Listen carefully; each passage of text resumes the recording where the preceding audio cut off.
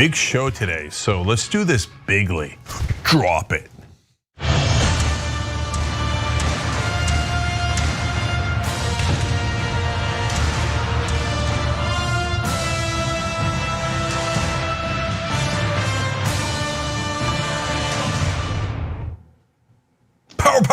Power panel. Cenk Uygur, John Idarola. Ben Gleaves back, everybody. Ben, good to have you, brother. Great to be back. Good to see you, Cenk. Hello, John. Good to have you here. Yep. Pleasure. All right, so I'm gonna tell you guys a little bit about what Ben's up to, and then we're gonna do a story that shows you what Ben's up to, and then we'll do the rest of the news in the first hour. But he's hosting your late night show tonight with Ben Gleaves. It's on Zoom. He invented Zoom along with broadcasting during the pandemic. And tonight he's got Rosario Dawson on, by the way, so lots of good progressive programming. It's on at 10 o'clock Eastern, and where can you find it, you ask? I'm glad you asked. Nowhere. That's not the only answer. No, nowherecomedyclub.com. Nowherecomedyclub.com. And so check it out all the time. He's got all these great guests, but tonight's a great night because he's got the more on the scoop we're about to do and Rosario tonight. So it's perfect programming in that sense. And then, by the way, in the second hour of today's show, Nina Turner, here comes Nina Turner. She's gonna be in studio with us. I'm going to be kicking out John and bringing her in, which is going to be such a big upgrade. I can't begin to describe it to you, but you already knew that. You already know. No, I consider this an upgrade. I'm only being kicked out of the room. Normally when we have awesome guests in, you wait until I go to Missouri for it. So I'm glad I'm gonna be in the state. Reference to AOC, I believe. And or Bernie. Yeah. Right. All right, anyways, all right, let's get started because Ben's got a scoop. John's gonna tell us about it and we'll talk to Ben. All right. Okay, let's do it. There's a restaurant in Huntington Beach, California that is very much anti-vax and apparently also anti-mask because we are very lucky to have exclusive video of one of the waiters there pulling the mask off of the face of a diner. So we're gonna show you that video and then we get to actually speak with the man who filmed it. So first of all, here's that interaction.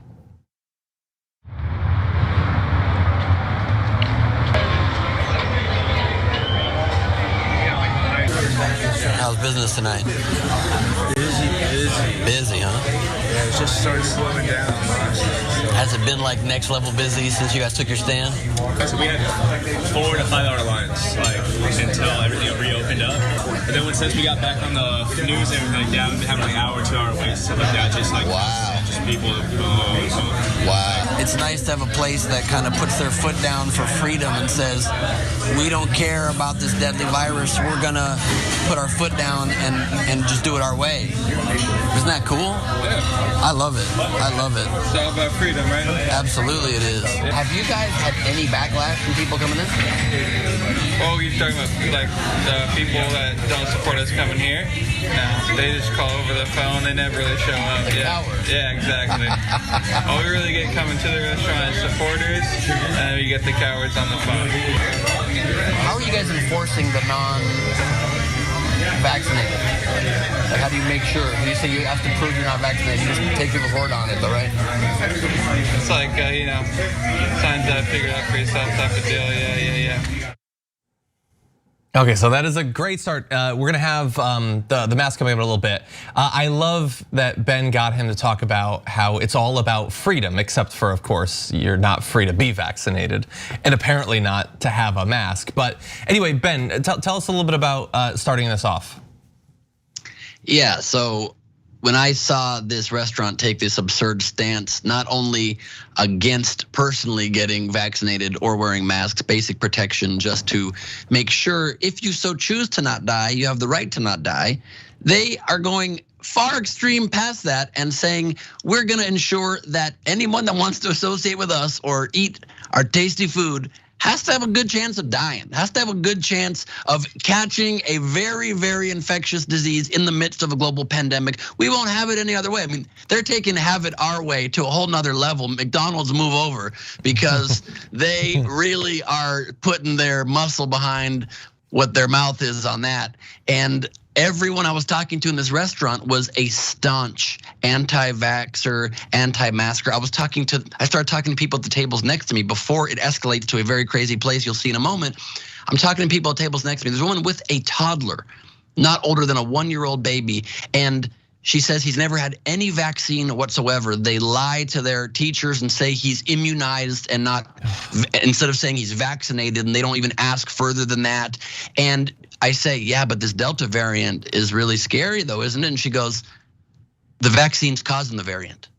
The vaccines causing the variant, and the masks are the biggest problem because you end up breathing your own disease back in and it re-enters. I mean, literally making nonsense out of her mouth at every turn. It was wild. So I love this, basically reporting you did. You're a comedian, but you went in there and did what nobody else does, partly because you had the courage to go in there without a mask. And I assume you're vaccinated, Ben, so good luck to you. And that's why you're not in the studio. Plus, you got a show tonight, but I COVID tested today. I'm clear. I waited 5 days and I'm clear. Okay, good. But their attitude is amazing. I love that part where you're like you get freedom to basically die, right? And he's the guy's like, yeah. So, but I can't wait to get to the assault. So this is exclusive video. So let's show that, and then I want to come back and talk to you about the whole experience. Thank you very much. Get out of here. What do you mean? Get out of here. Take that off. Well, I just want to make sure that I'm exposed to anything. Hey, get out of here. Guns, you guys are all guns. You don't need to take. Get out of here. Take these off. You can't pull the mask off. Get out of here. You didn't take my mask off my face? Get out of here. Go. We told you to leave. I've been vaccinated. I've been vaccinated. Who cares? I don't care. Hey, what do you turn around and start walking? I'm sorry I didn't put anybody at risk. I'll never do that again. Never come back here again. I'll never do it again. I don't want. I just wanted to protect it. I just wanted to protect it. I just wanted to protect it. I'm sorry I protected everyone. Next time I'll get COVID and I'll cough on people. It's fine. I'm happy to do it. Get out. That's fine. That's fine. Look, my bad. I just wanted to help out and not breathe on everybody, but like, to each their own, of course. You want to breathe on people with COVID stuff? That's fine. Thank you so much. Brown suit right there. What is? You're a Nazi brown suit. Because I don't want to infect people? No, because you're a moron. Get out of here, buddy. What do you mean? Hey, turn around and leave. But I'm not allowed to. Talk to our customers. I get it. You guys are very into making sure people have a good chance to get sick. I get that. I get it. To each their own. That's what America's about. Infecting fellow citizens because you don't want to wear a piece of cloth. I get that. I get it. It makes sense to me. Not follow the science, but just follow being a baby about a mask. Nobody cares about what you're saying, man. Get out of here. Look Get how off the riled up property. you are. You're very riled up. Just saying. That was pretty good Caesar salad, though. Thank you for that. All right, Ben, I mean, that's one of the lines of the year. I'm sorry for protecting everyone. My bad. I love that you added, my bad. Okay, so I want to break this down in a couple of ways. But first, what do you think? I mean, they did assault you. That's definitely an assault. Are you thinking of filing charges or no? I don't think I'm going to be filing charges, most likely, because I'm able to handle things and I'm not a baby. I can handle even cloth on my face. So being pushed out of a restaurant and having a mask ripped off, while my heart started beating quite fast and while very insane to have experienced, I'm not damaged as a person from that. Much like people wouldn't be damaged from, say, not breathing aerosols into vulnerable citizens that might live near them, that they might care about. So I think I'm probably gonna be all right. We don't need to make a federal case out of everything. These guys don't see it that way. Yeah, no, certainly not. And it looked like there was a little bit of variation there because there's the waiter that you were talking to at first, and obviously you were pretending to be on his side. But he seemed like, I was worried he's gonna feel more betrayed, right? Because you're kind of messing with him. But it looked like the other waiter was more angry. So tell us what happened in that regard. Well, I just think the first guy, to some degree, how do I say this politely, wasn't maybe as sharp as the other guy, and he didn't really know what was going on. He didn't know if I was still on his side or not. Like the very first clip, when I started to kind of subtly hint, and I was like, I get it, man. You know, you don't want people to protect themselves from this deadly disease. I understand. He's like, yeah. Is this guy on my side? So then I think it was the manager that came over, and there was 3 guys ended up pushing me out the door was just very angry. And it was also great too, as I was in the parking lot, there was the one guy that was very angry pushing me, and then the other guy comes out and he's like, relax. He tells the other guy to relax so he could keep berating me. It was wild. I never expected that they would get physical, that they would react. I mean, you see me just calmly putting on the mask privately for myself, and the concept of protecting yourself and others is just so foreign to people that have fallen so far down a rabbit hole where logic and common sense and basic care for humanity are concepts that are anathema to them. I mean, they literally lose their mind. I was talking to people at, like I said earlier, to the woman with the young child, and at one point she's saying these things that are completely ridiculous, made up conspiracy theories. So I say to her, and you have a science background, of course, and she goes, medical, actually. I go, oh really, medical? In what capacity? She goes, oh, I worked as a secretary in a medical secretary. I'm like, and I said to her, that's the same as being high up in the CDC, right? I mean, they have facts on their side and evidence, and you've got opinions, and they need to be respected equally. She goes, exactly. And I get to the next step, and I literally say this to her. You're gonna see the full clip on my show tonight. I say to her, all these people, right, that are complaining about people dying, they're like, oh, but my family members. And it's like, you've got other family members. I was sure that would be a step too far. She goes, exactly right. That's the thing, is you need, and the thing no one's talking about is a lot of these people that have died of COVID, they wish they could have died 6 months earlier, but seeing their family, but have their family come to the hospital. I'm like, that's the point no one's made. You're making a brilliant point here, is that a lot of people want to die, and so we should enable them, speed that along for them. Yeah, but no, to be fair, Ben, they don't just want to die. They want to die 6 months ago. Yes. So that's a twist. I never heard that before. I've seen a lot of dying people going, if only this had happened 6 months ago. Okay, I know it's serious, but it's ridiculous. By the way, the show that Ben's referring to is Your Late Night Show Tonight with Ben Glebe. It's on tonight, actually, 10 o'clock Eastern. Rosario Dawson is gonna be on, and he's gonna show you the full clip, so make sure you check that out. And the way you're gonna find it is nowherecomedyclub.com, nowherecomedyclub.com. We'll put the link down below too. Thank you. I hope people come, because during the pandemic, when all of comedy clubs shut down and live entertainment shut down for the whole planet, there was no way for myself and every comedian to make any income, and there was no live entertainment for people across the globe at the time they needed it most. They needed community, they needed laughter and catharsis. So I created the world's first virtual comedy club. We use Zoom as the platform, but we monitor it and produce these shows beautifully. And so I'm doing this talk show there tonight live. It's only available if you get a ticket to it. It's $15, very reasonable. And we have Rosario Dawson, Jody Sweeten live in studio. We're talking about all this. We have a disaster movie spoof that kind of parodies these people to the next level. A lot of comedy that I think you'll really enjoy. So I really hope people come and get a ticket. So Ben, as you were explaining how it broke down, you said the manager then came over and was more violent, and more aggressive. It sounds like they almost literally live in well, not literally, but in an upside down world. That'll be next. It's called escalating techniques, Cenk. It's called Orange County. Yeah, the upside down in Orange County, where seriously, where the manager comes in and goes, oh, I'm sorry, are you having an issue with my employee? Because I'm here to kick your ass more. Would you like me to beat me with this pepper shaker? Say when.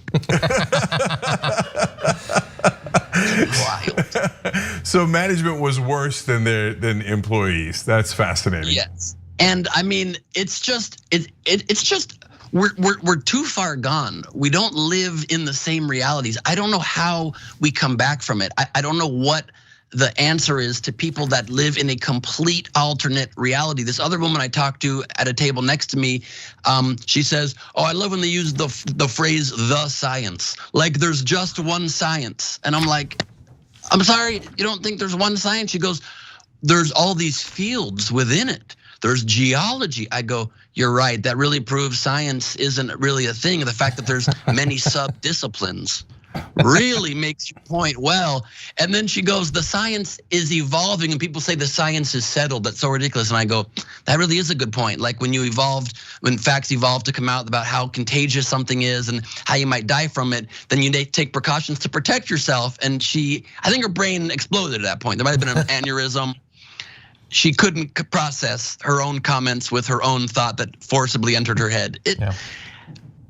They followed us out to the car. They were trying to walk down the streets, find us. It was very crazy. I'm glad I got out of there. And also, not just the assault of them pushing me, but when you rip off someone's mask who's doing it to protect themselves from a deadly disease, and then they grab you and put you in their face. He's blowing potentially deadly aerosols in my mouth, which I didn't even know that guy that well. You know what I mean?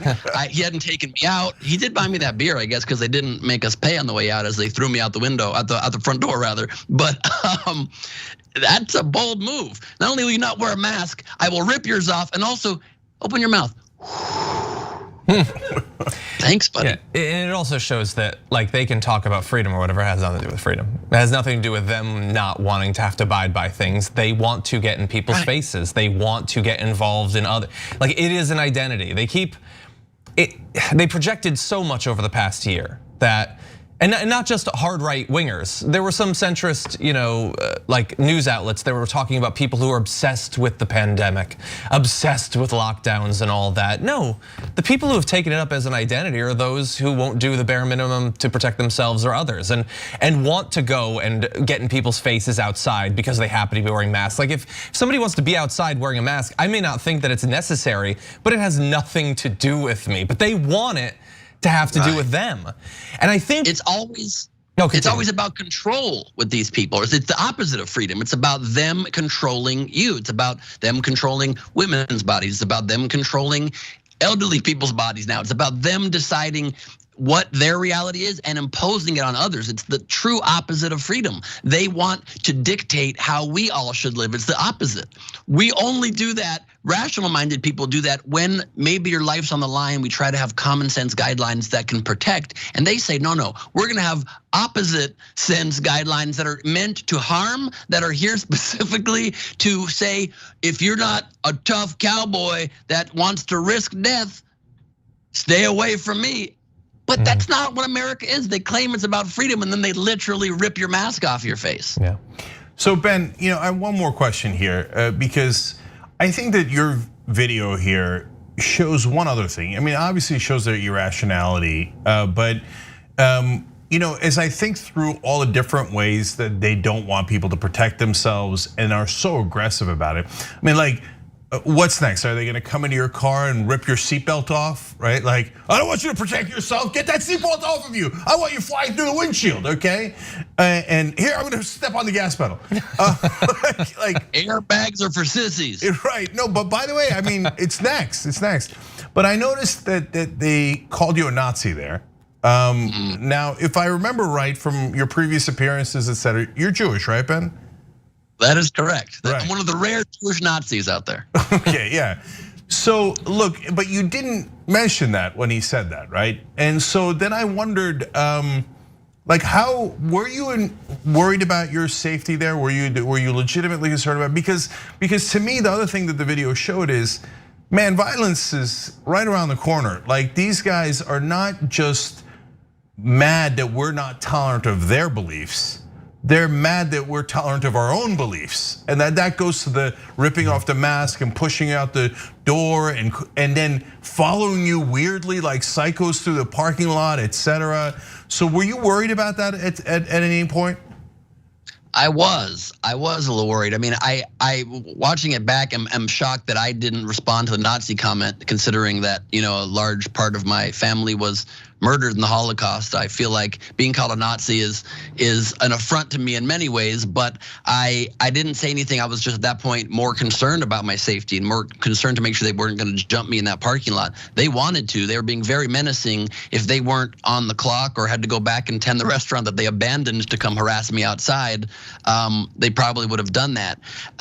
It was scary. My heartbeat was going a million miles a minute for a solid 30 minutes after that until I could calm down. I had to go and get alcohol at a nearby AM/PM just to take the edge off. And then they only had tall boys. I didn't want to drink that much, so I had an ice cream instead. But it was intense. Yeah, no, look, it's an interesting video in a funny kind of way, literally. It's an educational video, but I'm worried about the education we just got, which is that these folks they're looking for trouble, both medically and physically, and it's going to be tough living with one another, where they're physically pushing us out of restaurants. We're trying to do the bare minimum in protecting ourselves, let alone them. So I'm afraid that your interaction there was a harbinger of things to come. I know, it's a scary time. And also, I just said it at the end to be funny, but the Caesar salad was not very good. It's actually a relief to hear. By the way, last note here. Tony Roman, who runs the restaurant, agreed to get interviewed by me, but he wouldn't come into the studio. And since he's not vaccinated and won't wear a mask, we're like, oh wow, how will we recover? In fact, they wouldn't have had him here. He asked me to go down to his restaurant. I guess I'm glad I didn't. I was like, it's not worth it. It's kind of a pain in the ass to drive down to Edwards County. But I guess I'm glad I didn't, because he might have had his thugs / waiters assault me if he didn't like some of the questions. So, well, it just depends how much you like surviving, Cenk. If like surviving is optional to you, if life's kind of like a either or thing for you, like maybe it depends how I feel that day, they would welcome you with open arms in there. Yeah, I see. Okay, well, isn't that fair? Consider it. All right, guys, we're gonna have to take a quick break. We got a lot more stories about freedom, actually, and now in one case, the bankers taking away the freedom of sex workers. What? Why? Well, you'll see, and it's not a good story. All right, we'll be back.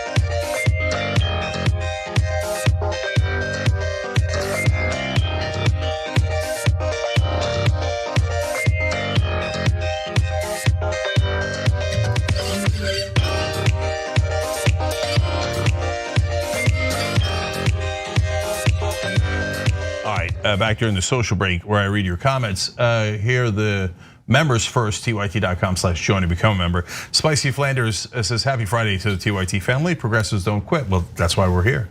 Occam's Taser says, their freedom is paramount, but God forbid you have a different freedom. I think they might not understand the word freedom. I do declare, writes in, the power panel is teaching me how to get a free meal out of an unvaccinated restaurant. Is that owning the libs in reverse? Oh, that's what I was thinking too. Yeah, it's that tiny bit on the nose there. That's right. You're at least owning their beer for free.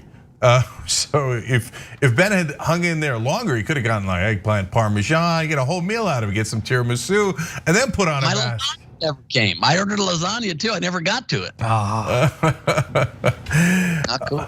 Yeah. No, the mask after the lasagna. Well, given how bad their Caesar salad was, you're probably better off. True. All right. Happily Vax says the Delta variant massacred India well before they had the vaccines. How ignorant do you have to be to claim vaccines caused it? Well, very ignorant, but that's kind of their forte. So, I mean, Ben's trying to talk to them with logic. They have no interest in logic. It's all emotion. Yeah, 99% of the world's doctors are in on a global conspiracy to make up a disease and make up the number of people who died. And every family member who has someone that died in their family, they're all making it up. I mean, look, everybody has, and let alone all the different variants of their conspiracy theories. GC, I gave you a shout out yesterday for becoming a member, but I'll give you one again today. Hit the join button below on YouTube to do as GC did. Shannon Burke, thank you for the generous contribution on Super Chat. Forrest Dudley on Super Chat says, glad to see. Forrest Dudley says, glad to see John here after Cenk fired him, LOL. John, did you see me fire you yesterday in the bonus episode? No, I actually just heard earlier today that Anna had brought that up. She didn't even let me know she was going to do it. Yet here he is. He appears to be entirely unfired. But Peter Hamby has a haiku. The rampant virus, but the waiter was so glib, it pays to hear lies. Okay, nice variation of glib and glebe. I like it. Peril the Polar Bear Dragon says, is there a future? They will call this time the Great Dark Age. Ignorance is rampant and multiplying. I'm worried about the multiplying part. I think we're at the beginning, not the end. We'll be back.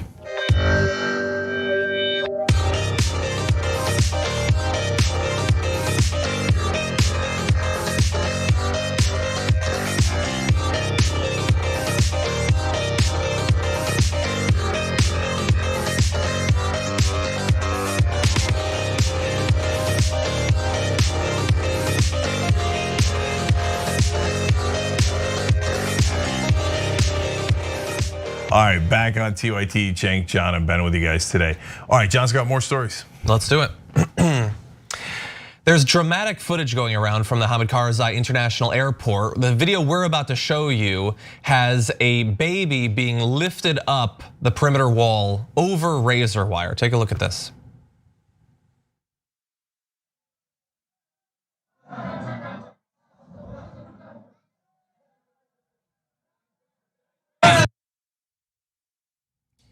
So look, obviously nobody watching this is going to be surprised, to hear us talk about the chaos in Afghanistan, but the idea that babies would need to be handed over walls certainly doesn't paint a great picture of the ability several days in of the US military to get people out. It's obviously a good thing that the child is out. It's a net good. But the system has to be fairly broken to create that sort of desperation. Now, to give you some more information about what happened after that, Vice World News has been told that after handing the baby over to US troops, the father ran back to help the baby's mother, who had been injured by the crowd. It has been reported that the family were reunited with their baby, but Vice World News has been unable to verify this. The Washington Post, Dan Lamoth, reported that the baby was treated on site by medical professionals.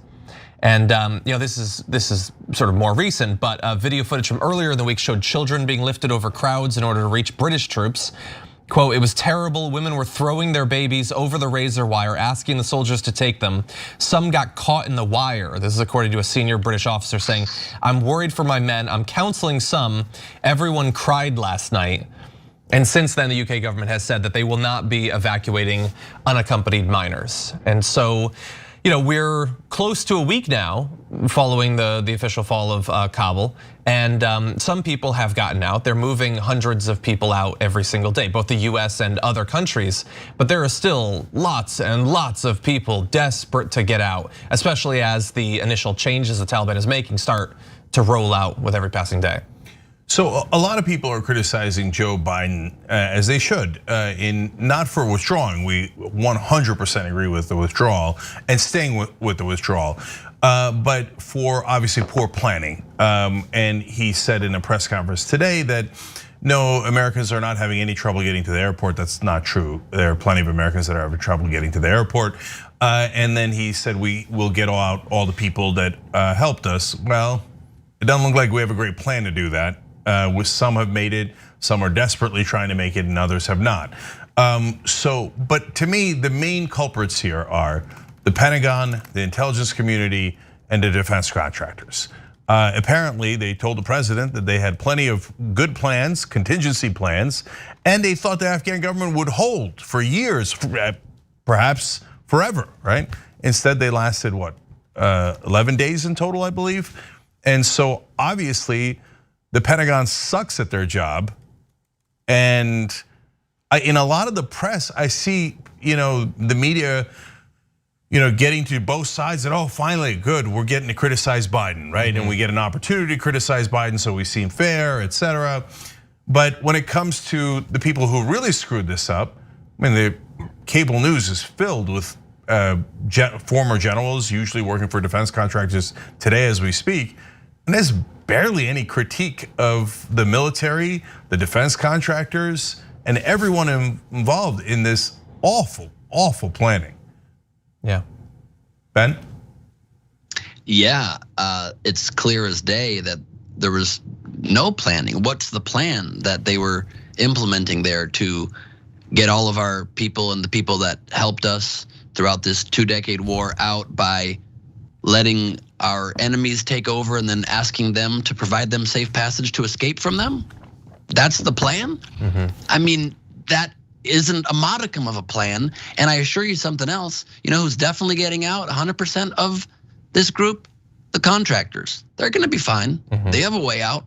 They figured their own safe passage.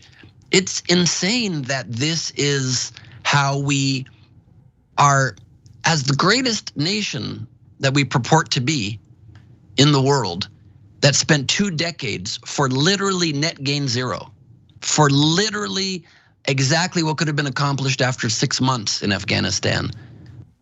So many lives lost, so much treasure of our nation spilled, $2 trillion plus for literally zero. The fact that you then see our defense contractors, that you see our State Department on TV being like, I don't have an answer to that. We didn't expect it. You never expect it to go. 20 years to draw up a plan. It's a terrible shame. It's a terrible stain on our country, and it's an insult to the troops that sacrificed their lives and limbs to be there for so long for a missionless mission. Yeah, you know, you pointed out, Cenk, that the media is like they're giddy because they can attack Biden on something that, I mean, you know, definitely on his face, there's a lot of there's chaos there. People are going to be dying, and so it makes sense to criticize him for it. He was in charge. There wasn't a plan. Certainly, there are many other people, you know, across multiple administrations, some of which he's served in, that can also be held responsible for that in part too. I would be a little bit more comfortable with the media like jumping on this if I thought that they would learn something, in the same way that I would be sort of glad with America spending a lot of time focusing on this, if I thought that America was gonna come away from this experience really having learned something. We had that interaction with the National Security Advisor earlier this week with a reporter, I believe from C-SPAN, asking about how will we live without soldiers, you know, bordering Tajikistan or whatever. And I worry that the criticism of the chaos right now is not going to turn into a sort of media-wide reckoning on the long-term effects, the side effects and consequences of the American empire. It's more just, this is an opportunity. This is an episode we can talk about, and then we'll go back to bringing the generals on, and we'll bring on David Frum and all that. That's sort of my worry as I see this criticism roll in. Yeah, and John, I think it goes actually one step beyond that, because they're now voicing a lot of the Republican senators and Congress people coming on going, we told you we should have stayed longer. So it makes it seem like the main lesson to learn here is not to start insane wars or to get out of them as quickly as you can once you've kind of accomplished your mission, which was chasing bin Laden out of Afghanistan and Al-Qaeda out of Afghanistan, but to stay there forever and ever and ever. And that's how the media skews how we look at things. So look, one thing I'm worried about is the next time, right? So the next time we're considering a war, is the media going to show that video we just showed you of the baby being passed over the barbed wire? Are they gonna say, hey, remember the last time these guys lied to you and said they knew what they were doing, and that Iraq and Afghanistan were gonna have freedom and they were gonna greet us as liberators and all that stuff that they told us, and then we had babies being thrown over barbed wire? Remember those lies? Is anybody in the media gonna say that, in the mainstream media? Absolutely not, and you all know it. You know it ahead of time, and it doesn't really matter which part of the political spectrum you're on. Super fast. I think we might see some of the footage if recent history is any indication. I mean, after all, we went through the whole experience of Vietnam. There was that footage of the last minute escape from Saigon, and they did remember to bring that footage up, but only like this last week, as we were coming out of Afghanistan. So maybe we'll see that the footage of the baby after, we've spent 30 years in Kazakhstan. We're finally pulling out. Hey, I think I saw some footage that would be good here. Yeah. Maybe we'll see that. Biden purportedly referenced that exact footage and said, whatever we do, we cannot have footage like that, having to evacuate our people from the rooftops of the airport, which exactly happens just weeks later. I mean, you make a great point about what the media just focuses on for a hot button issue and then moves on. I mean, does no one remember that right after 9/11, the 18 terrorists were from Saudi Arabia, and when all flights were shut down from our country, the only flights that were allowed to continue were wealthy Saudis back to Saudi Arabia. That's a little strange. We have an agenda that is never reported or is not reported, at least in the mainstream news. And it's insane how we just try to make meals out of these stories instead of trying to get any nutrition from it. Yeah, and so last two things. Today, again in the press conference, Biden talked about, hey, we have a deal with the Taliban here that they're giving us safe passage out, right? And then the media goes nuts because it's easy to say, well, it doesn't look like safe passage, right? It's a layup. But there is a little bit of nuance there. They do have a deal. So if they didn't have a deal, the Taliban would be murdering all of the Americans right now stuck in Afghanistan that aren't at the airport, and they'd be killing all the people that they consider collaborators with the Americans. They're not yet doing that, so just understand the context, right? So it's a disaster, it's a mess, but don't believe the hype that there isn't an agreement. There is an agreement that the Taliban are nominally keeping, and part of the reason they're keeping it is they're telling their fighters, if the Americans want to leave, let them leave, and then we run the country, right? And then we'll kill everybody. So I get their strategy, but there is a deal in place for whatever it's worth, and it's worth something, as you can see, and it's not worth everything, which you can see. Super last point is again about the next time. I have a fail-safe plan for never getting into another one of these wars. If we get into a war, we have to accept any refugee from that country after the war is over. Because I mean, we invaded them. It makes sense. The bare minimum we could do is, hey, we bombed the living crap out of your country. So if it didn't work out, you guys are welcome to come here. Well, then you would never have another right winger ever vote for a war again. And there we go, we solved it. No more endless wars. Well, as long as they keep their word, which they're great at. They're really good at holding true to their promises. Oh yeah, we're great at that, and the right wing is especially terrific at that. And I was going to say, well, they might want to invade Norway, but actually they're too liberal, so no. Importing socialists, get out of here. That's right. Okay, we might talk a little bit more about refugees a little bit later on, but we should probably take our second break of the day. But when we come back, Elon Musk has an upcoming invention. We're going to break it down after this.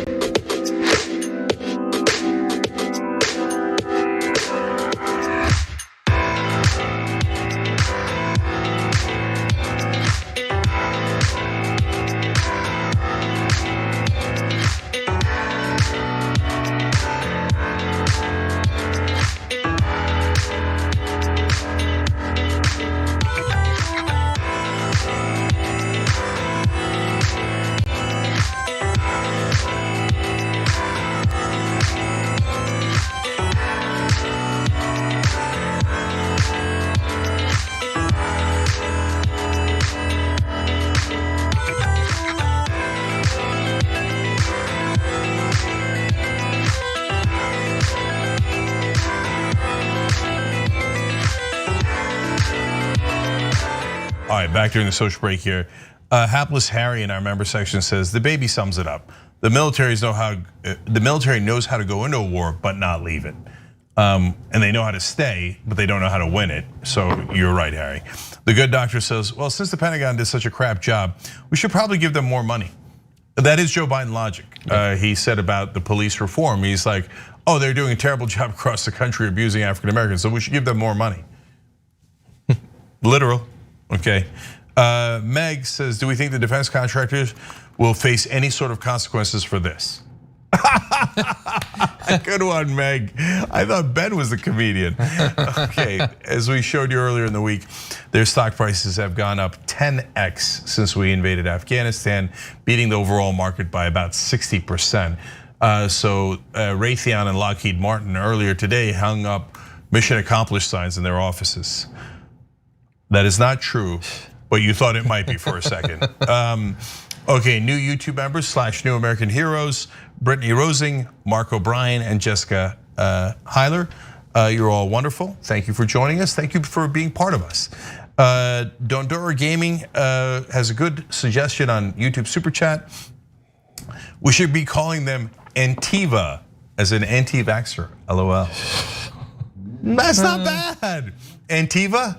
Okay. Sutton.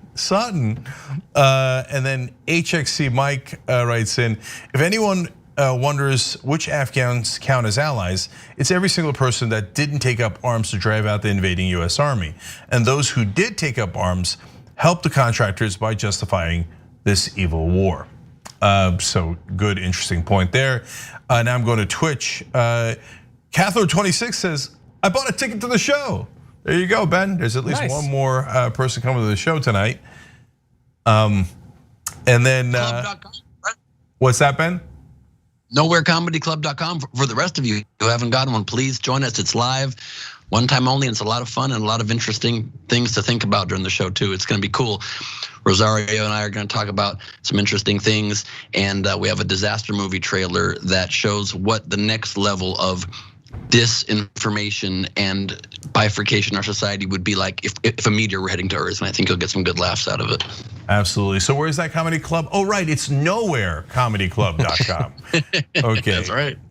So Grudes writes in on Twitch, 8 months on my birthday. Hey, happy birthday, Grudes. Dave Schmidt gifted 2 subs. Swifty gifted a sub. You guys are American heroes. And Antarctic Prime says, longtime viewer, recent subscriber. I may not agree with all the opinions I find here, but I'm always grateful for getting the facts. Thank you. Well, we're grateful for you having an open mind and caring about the facts. So God bless your heart. All right, much love. We'll be back in a minute.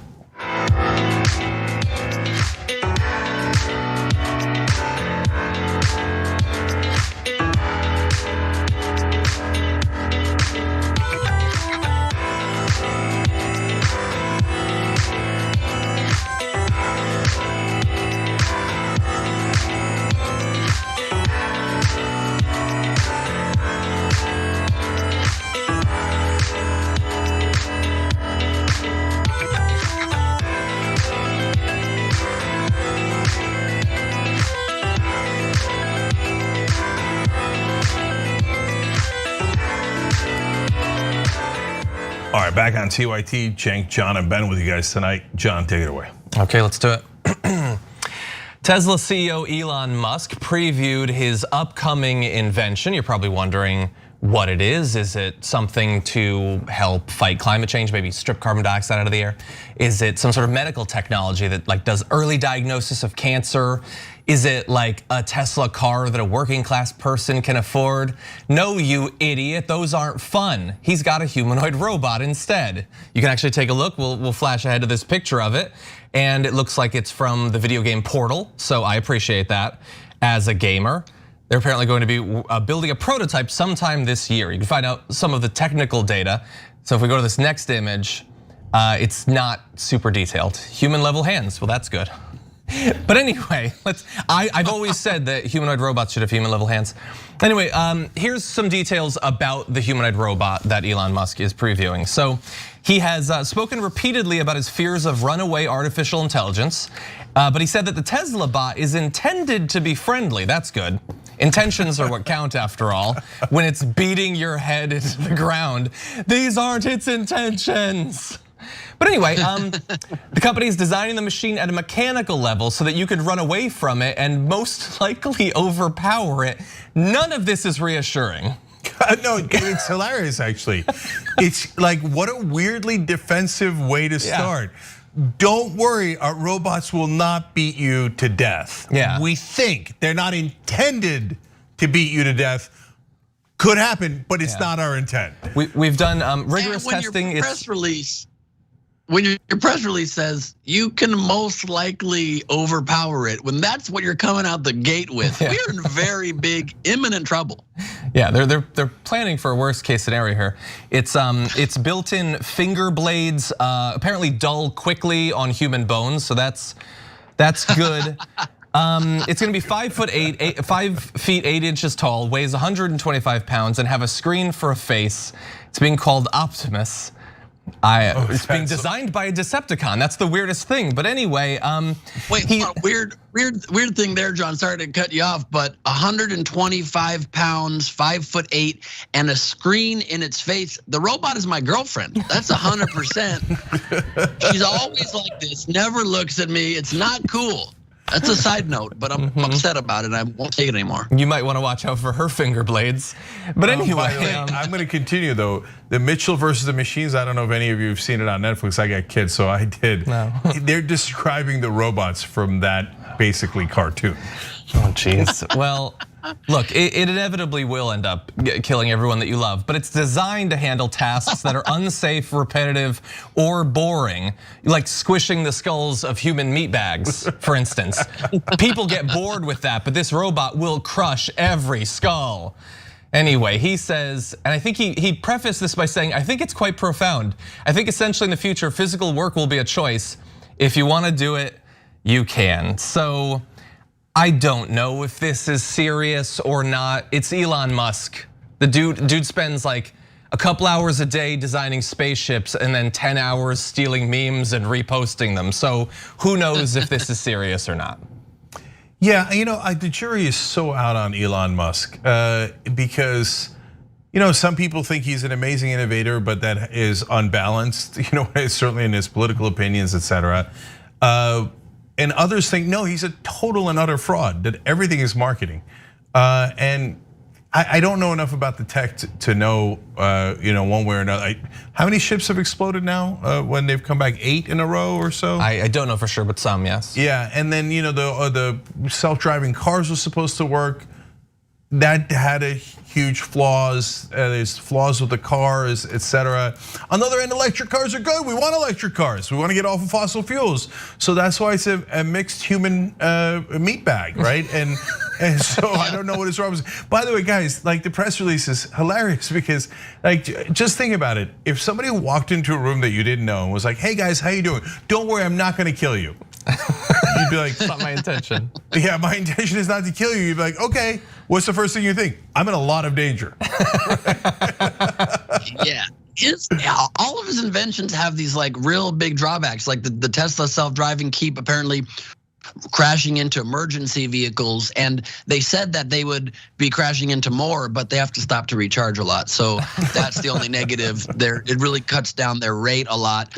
Musk just wants to be in the press. He's kind of like the entrepreneur Donald Trump that hopefully at least is also helping usher in electric cars, which is, like you said, a good thing. But there's no way to know with this guy what's his next invention? Is it going to be Elon's Musk? And it's just a Elon Musk scented perfume. You don't know what's coming next from the guy. He constantly pushes Dogecoin, a cryptocurrency that literally started as a joke. It was a cartoon dog meme that they started to spoof cryptocurrency every day. He's like, Doge to the moon. And I would criticize that harder if I didn't buy it and invest a little. So I feel weird about that choice, but we'll see how it goes. Yeah, I'm sure he's much smarter than me, and more importantly, he's surrounded by a lot of people who are smarter than him that actually do the designing of all this. But I just think like if he would just stop being bored, and coming up with random ideas, he could actually make a Tesla that regular people could afford, which I think is probably better for humanity. I'm not the CEO of Tesla, but I feel like that's not a difficult one to figure out. Yeah, well, look. I also love that he is the one of these billionaires that did not go into outer space recently, probably on account of all the explosions. He's like, yo, yeah, ours is kind of a joke space program. So Bezos and Branson can have at it. I'm gonna stay here in my tiny house playing with my deadly robot and take my chances on Earth. Yeah, well, two things about that, and then turning it a little bit serious. One is that these robots are gonna come. And I don't think they're gonna crush our skulls, I hope not. Although, I'll interject here on a side note.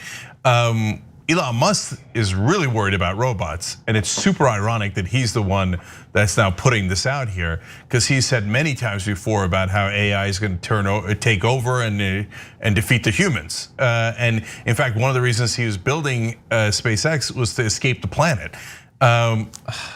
maybe saving the planet's a slightly better idea than immediately giving up on the planet and running away. But on the other hand, I'm not the one making the robot army. So maybe he knows something I don't know.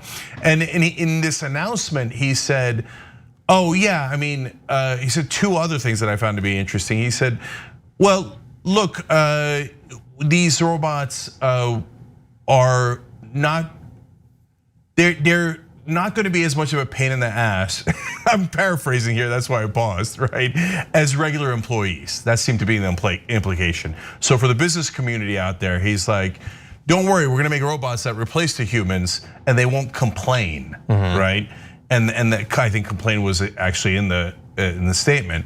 And so, well, that's super scary, guys. That's way scarier than the runaway robots because that's actually real. That will happen. I don't know that Musk is the person who's going to, actually invent it. It'll be Bezos.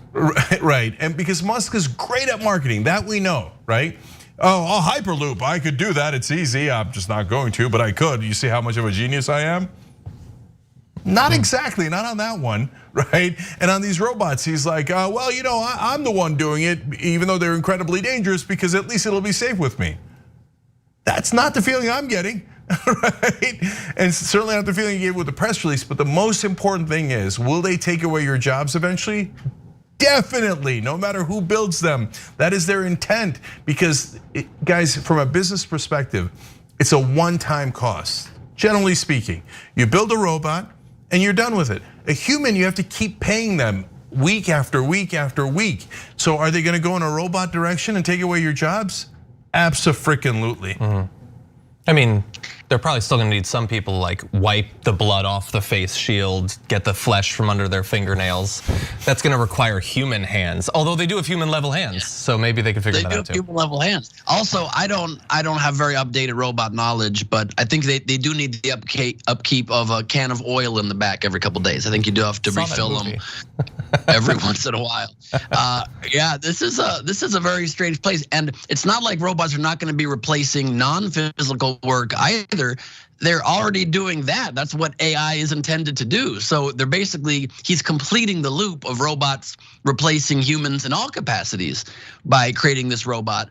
And I just think there's a very fine line they're trying to find that the guess and check method won't work very well for. They're trying to create a robot that is strong and can do menial tasks, but also difficult physical tasks, but also dumb enough that it can't click on all the stoplights to get into a website. They can't identify what a stoplight looks like. That's impossible. So it's trying to thread a very thin needle right here. Exactly. Okay, why don't we do our last story? We're quickly running out of hour.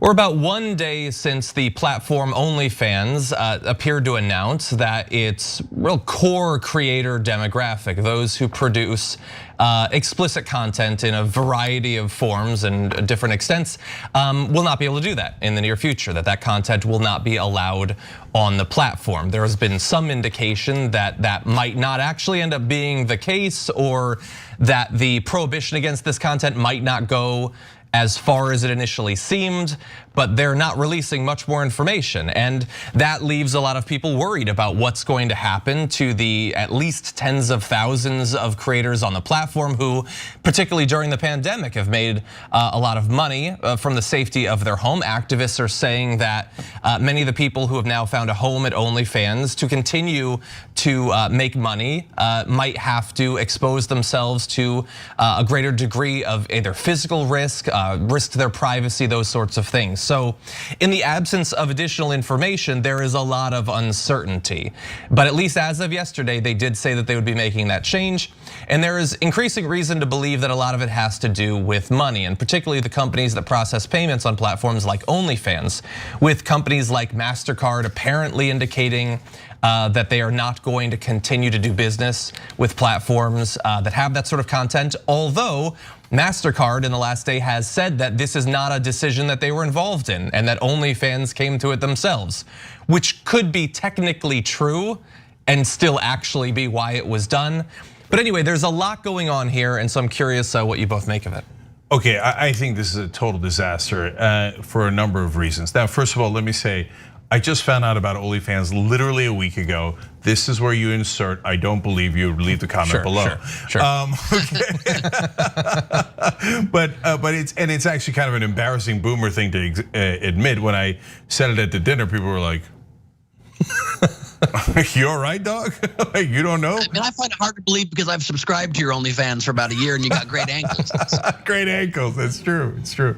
Shockingly good ankles. Yeah. Just like my triceps.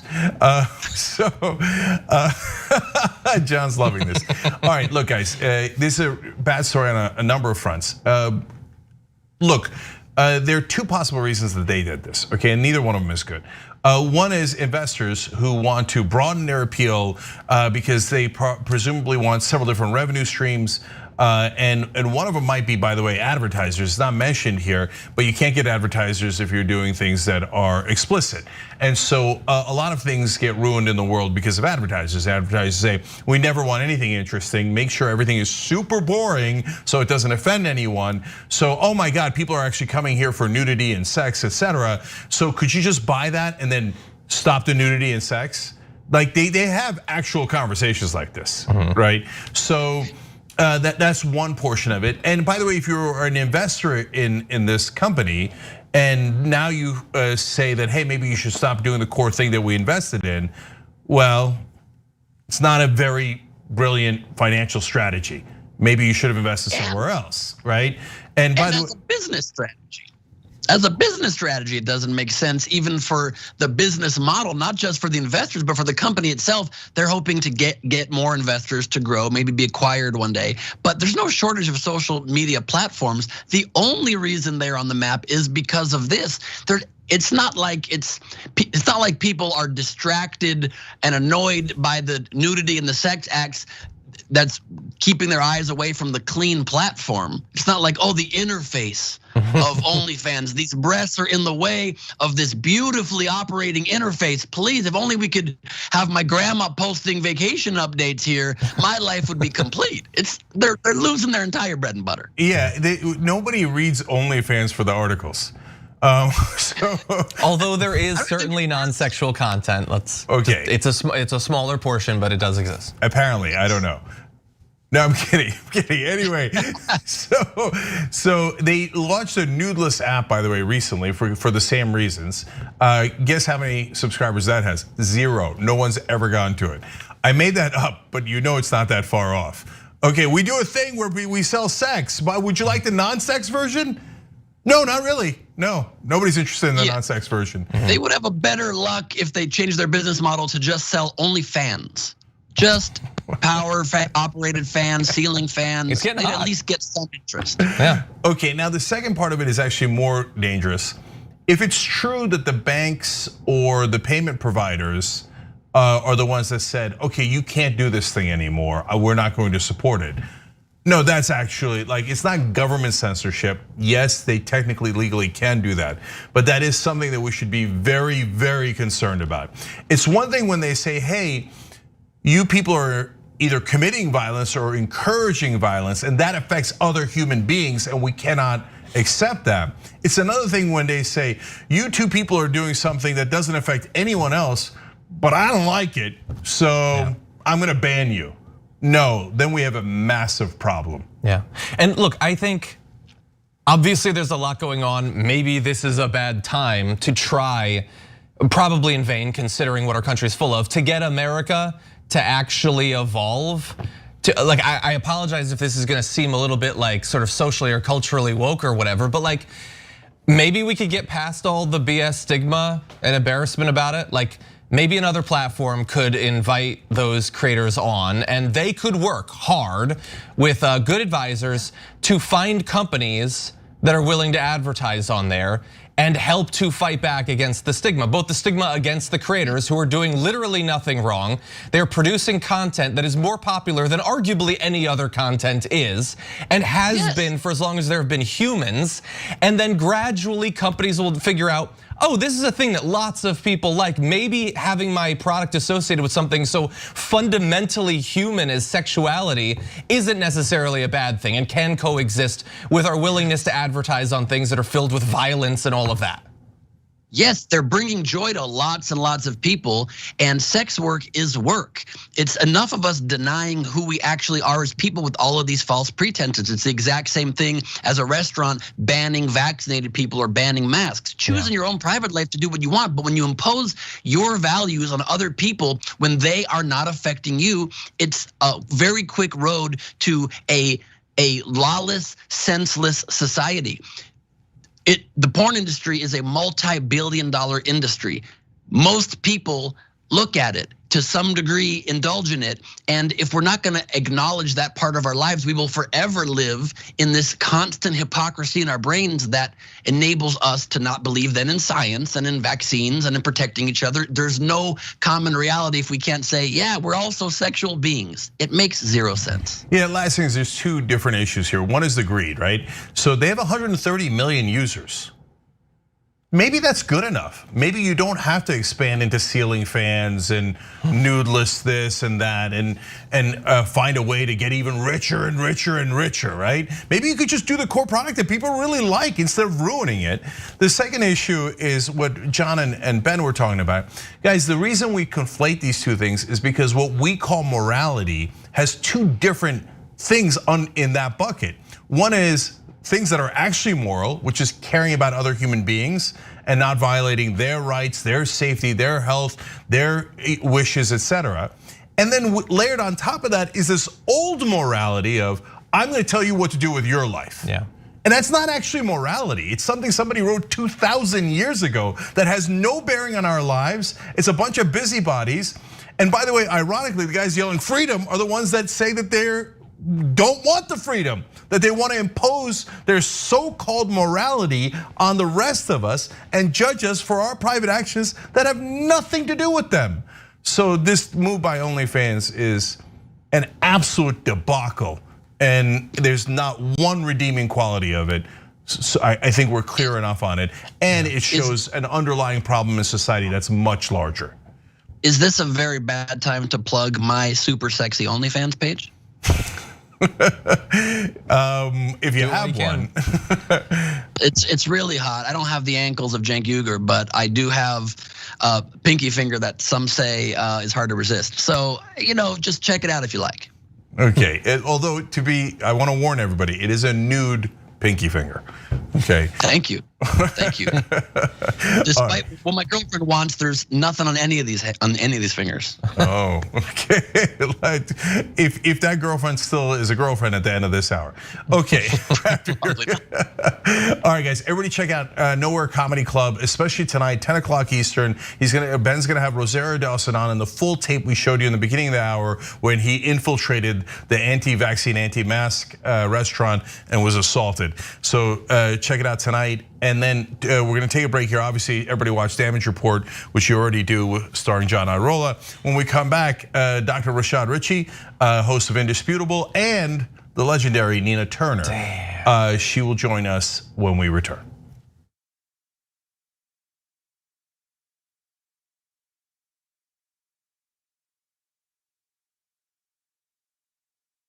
We get animated about the news. Yes, we're not the robots on TV.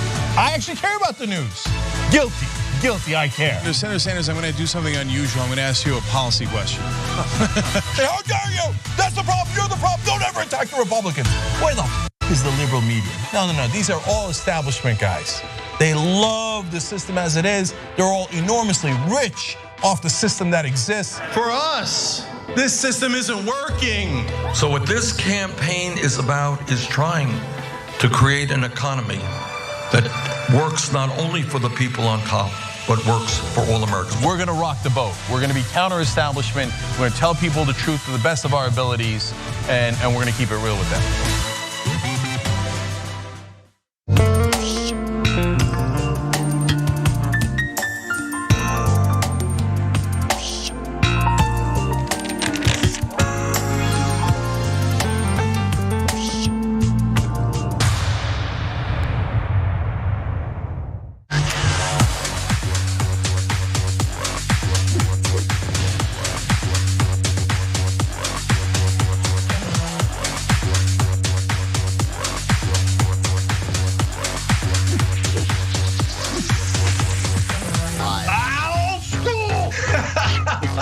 I missed you guys. I was born to be eccentric. As soon as we figured out Instagram, they were like, can't use that anymore. The old people have it. Luckily, I'm mostly happy. Everything about Wiener Schnitzel is funny. Can we thank Cuck Schumer just so that we can say Cuck Schumer? If you and me pop up on TikTok, there's going to be like a creeper alert throughout TikTok. I'm gonna do the rest of the show this way. It's a better look for me. Did you watch any of Bridgerton? Yeah, and obviously I stopped watching after 5 minutes. There is a secret British female inside me. Welcome to old school. Let's give the people what they want.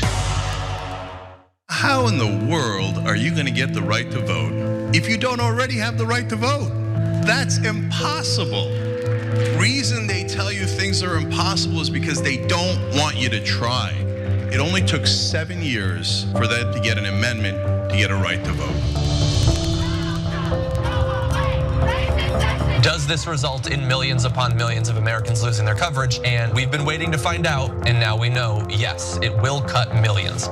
Public education was supposed to be the way to equalize everyone regardless of their socioeconomic status. But if you come from a family that's poor, how are you going to afford grade school for your kids? This fight is about fairness and morality. It's about the American values. You think that black people all across the country, in every city, were all lying when they said the police abuse and the police kill us when they should? No, of course they weren't lying. Yes, it does happen. Yes, they do get targeted more.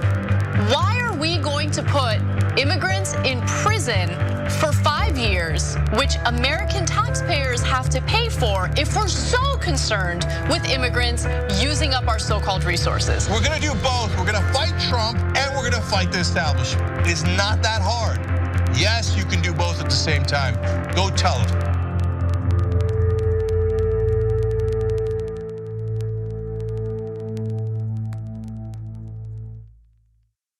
ShopTYT.com has new shirts like this one. And you're thinking, Cenk, what is that one? I can't see it other than the black. Yes, so I'll show it to you.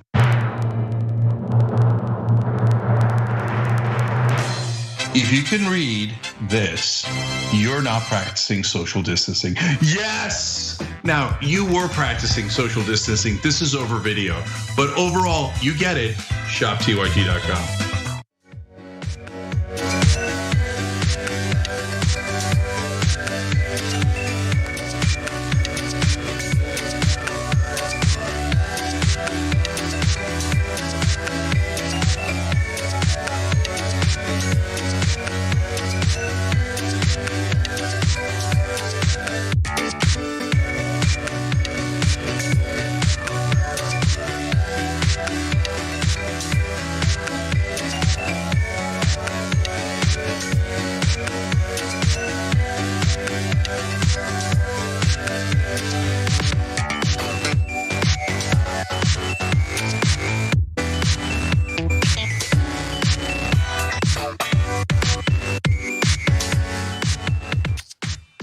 Drop it.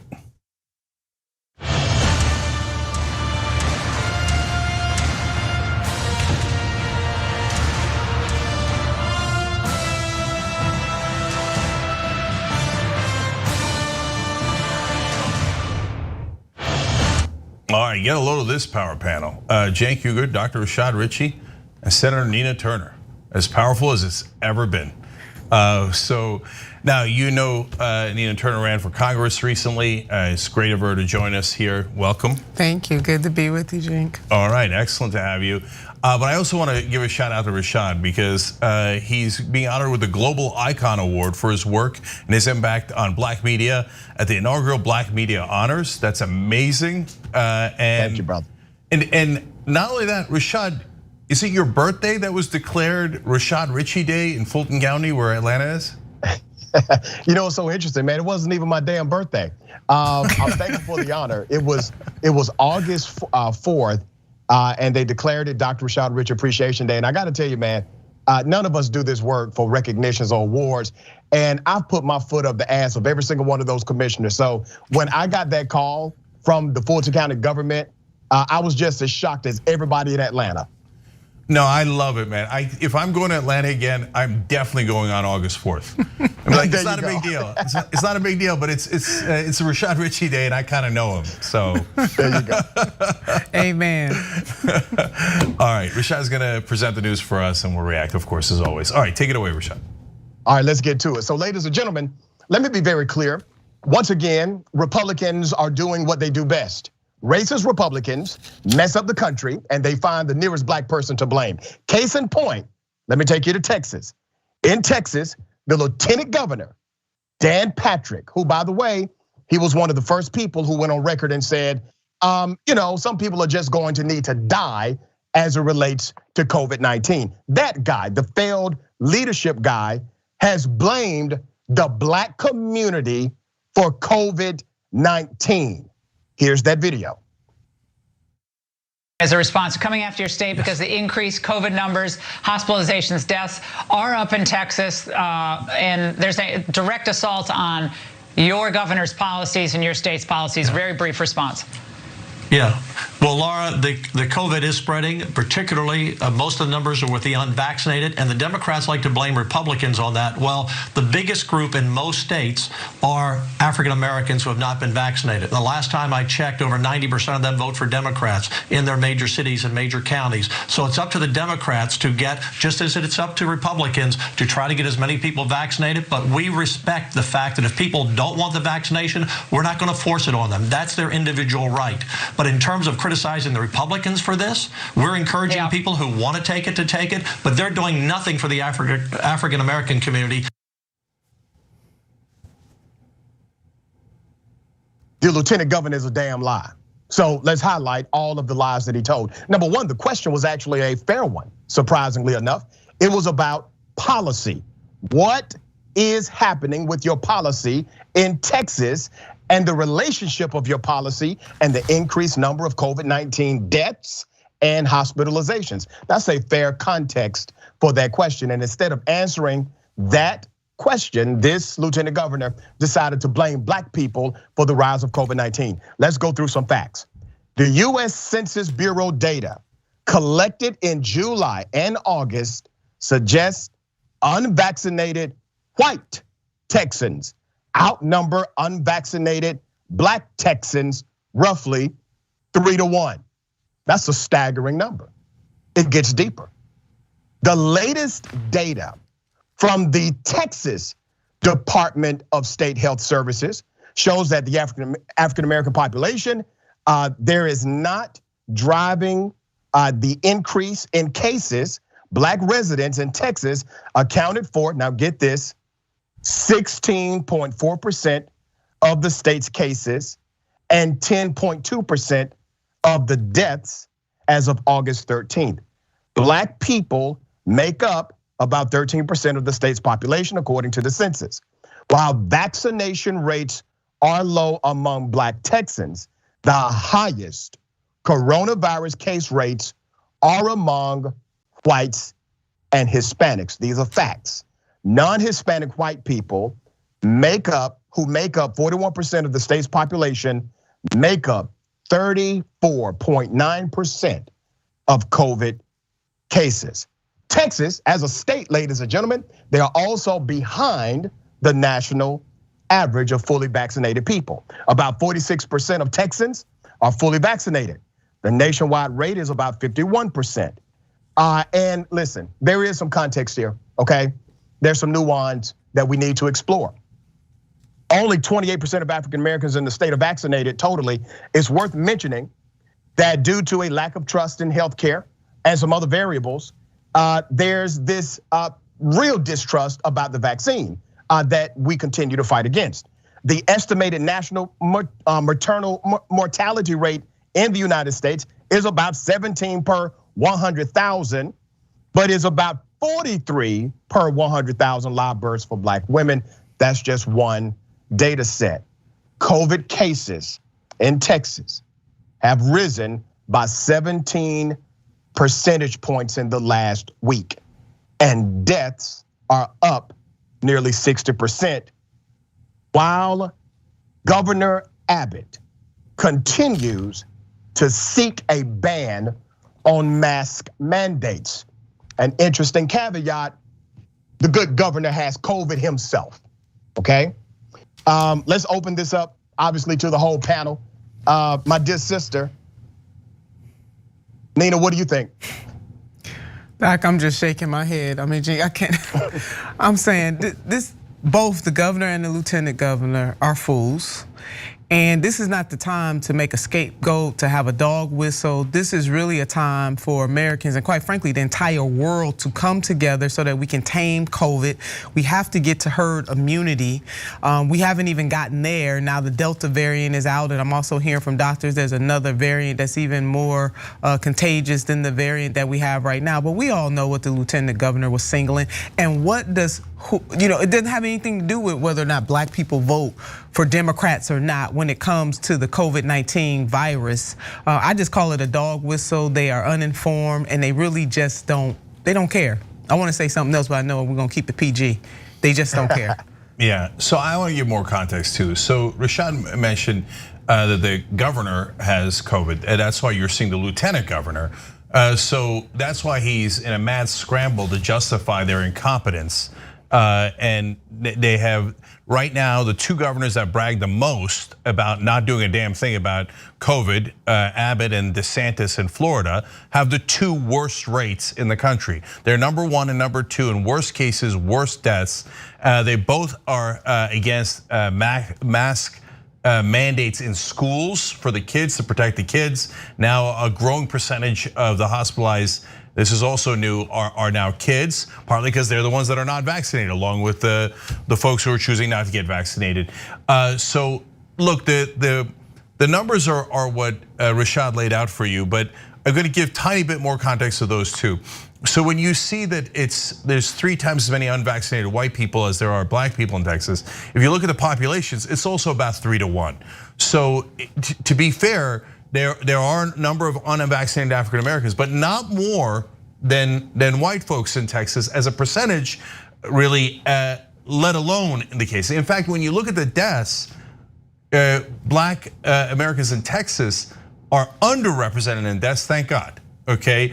And I'm not sure exactly why, because they're a little overrepresented in the cases, but it's possible that they're taking more precautions other than the vaccine, right? That is leading to less deaths. But I'm not positive about that, but we do know the numbers. We know the facts. So when you see those facts and you see that that the majority of the cases that's driving the problem in Texas is, yes, from whites, and also, by the way, from Hispanics, right? And that's both true because there's a lot of whites and Hispanics in Texas. But yet when the lieutenant governor comes on television and blames black people, you know that there's something other than facts that are driving what he's saying on television. And that, of course, is a political agenda. And so when you look at that, so what is the political agenda? Well, both in Texas and curiously in Florida, they first blamed Mexican immigrants. Oh, it's not that we're telling people to not get vaccinated and not put on masks. It's in their terminology, the illegals that are causing the spike in COVID. Well, first of all, I thought you said COVID was no big deal. So now all of a sudden you're blaming Mexican immigrants, and in Florida, I don't know if you guys know, but they don't share a border. But apparently that wasn't enough because the cases are so overflowing in both states. They're like, oh, let's go back to the well. If you're gonna do racism in America, what are you gonna do? You're gonna do it against black people. So now they're at that. By the way, I'll predict ahead of time. I'll tell you the next set of folks they're gonna blame, because it's what they do every single time, and it's throughout American history. Then they'll blame gay people. Why? I don't know. It doesn't matter, because they go through their litany of hate, right? So we hate undocumented immigrants, we hate black people, and who are you gonna blame next? Numbers and facts are totally irrelevant. Yeah, it's quite interesting to note that what you saw the lieutenant governor doing is trying to attack those on the left by using the conduit of black people to get there. Because his ultimate conclusion in his misguided and untrue rhetoric was that somehow Democrats need to take control of this situation as it relates to black people. Now, Sister Nina is correct. You mean to tell me that you have contextualized this entire issue of a damn pandemic to a political notion of Democrats taking care of black people. So first of all, your premise is incorrect about your numbers. And secondly, your conclusion is completely adversarial to what we understand as democracy in the United States of America. Now, we already know these guys think like this, but this individual has gone on record publicly and said de facto, I don't give a damn about black people. And Doc, I want to add to that. I mean, in full display, and just listening to you and Jink, I was thinking of the saying, never let the truth get in the way of a good story. And that's really what is going on here. You know, the venom to make everything about who's a Democrat and who's a Republican, instead of leaders coming together to talk to people about the facts, about the need for everybody to take responsibility and do their part so that we can tame this virus both in this nation and in this world. But you know, that's asking a little too much. Yeah, I want to say one last thing here. Look, some folks in the rural areas, it's not that they're choosing not to get the vaccine, it's that they're having trouble getting the vaccine and they need transportation. It's that it's not as easy as living in a big city, just walking into a CVS. Access is a huge issue. Nina's absolutely right about that. And so that applies to poor folks, both black and white and Hispanic. And so that you have a lot more of that in Texas, where a lot of the health centers are not as easily accessible. And of course, for black Americans, there's the Tuskegee syphilis experiments, and there's a history of the government injecting black folks in this country with terrible things. So there's a little bit more understandable hesitation there. That history does not exist with white Republicans in this country. They're, on the other hand, are resisting because of their politicians. Their politicians fed them demagoguery and are endangering their lives. And just final fact on it, you know, Rashad mentioned there 41% of Texas is white, and the death rate from COVID is 41.1%. And so yes, they are dying at a proportional rate here. It has nothing to do with minorities. It has everything to do with hesitation, sometimes justified because of history in the case of African Americans, justified concern. You should take it because that's not what this is, right? And in other times, totally unjustified demagoguery that's driving the deaths. And if you're not vaccinated, remember guys, almost everyone who's dying is not vaccinated. You're taking a huge risk with your life. All right, we gotta take a break here. When we come back, more stories, and as usual, they're devastating. We'll be right back.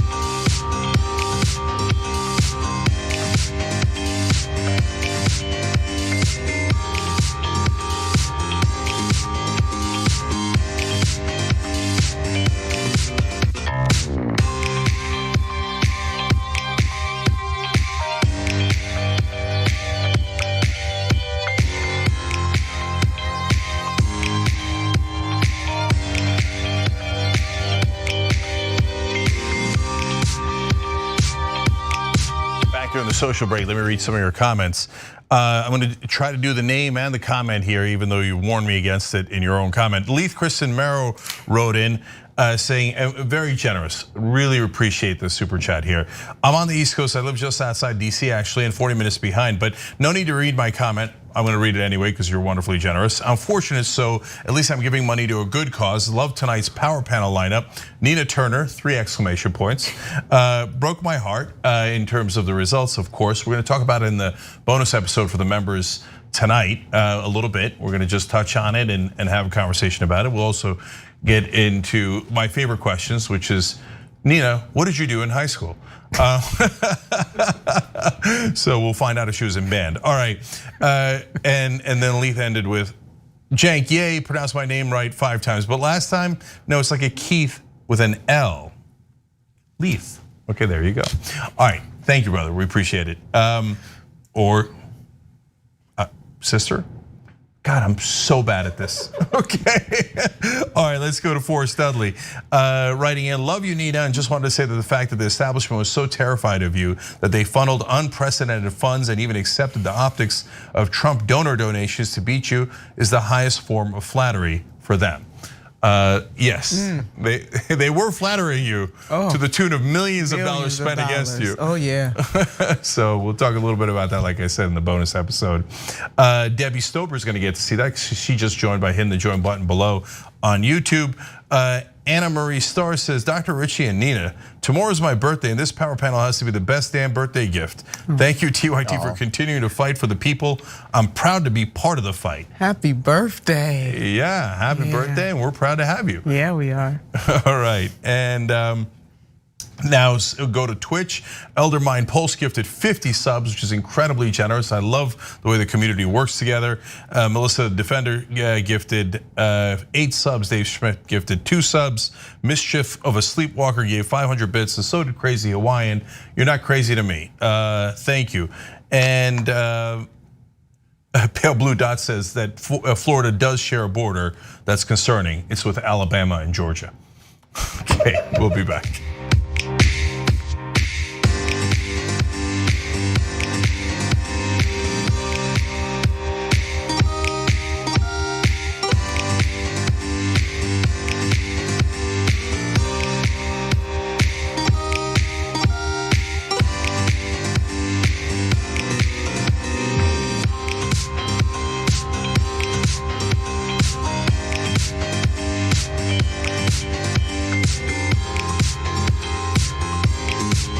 All right, Cenk Uygur, Rashad Ritchie, Nina Turner.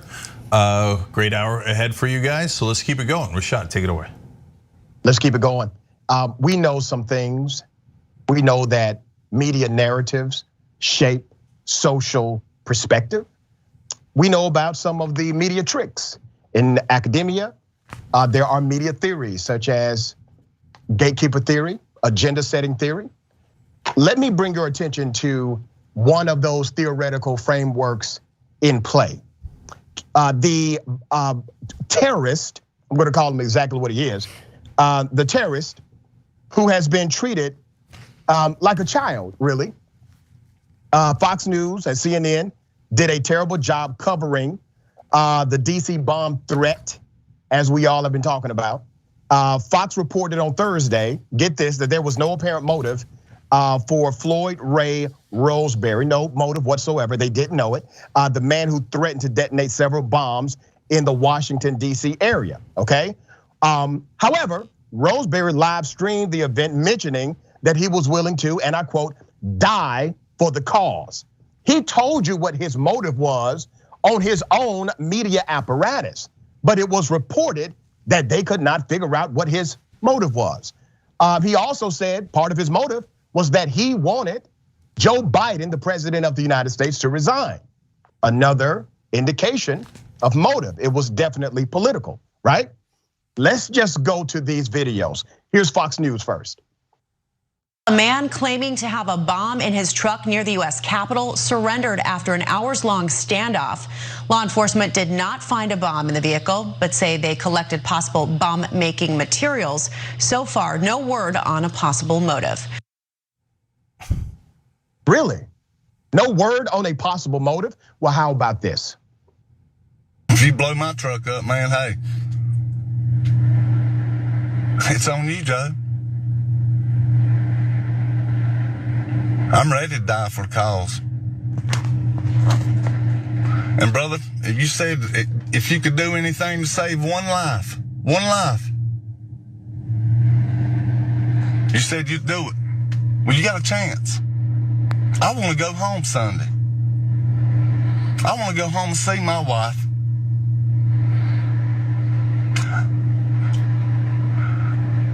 We're living in a free country, Joe. Choice yours. If you want to shoot me and take the chance of blowing up 2.5 city blocks, because that toolbox full. Ammonium nitrate, it's full.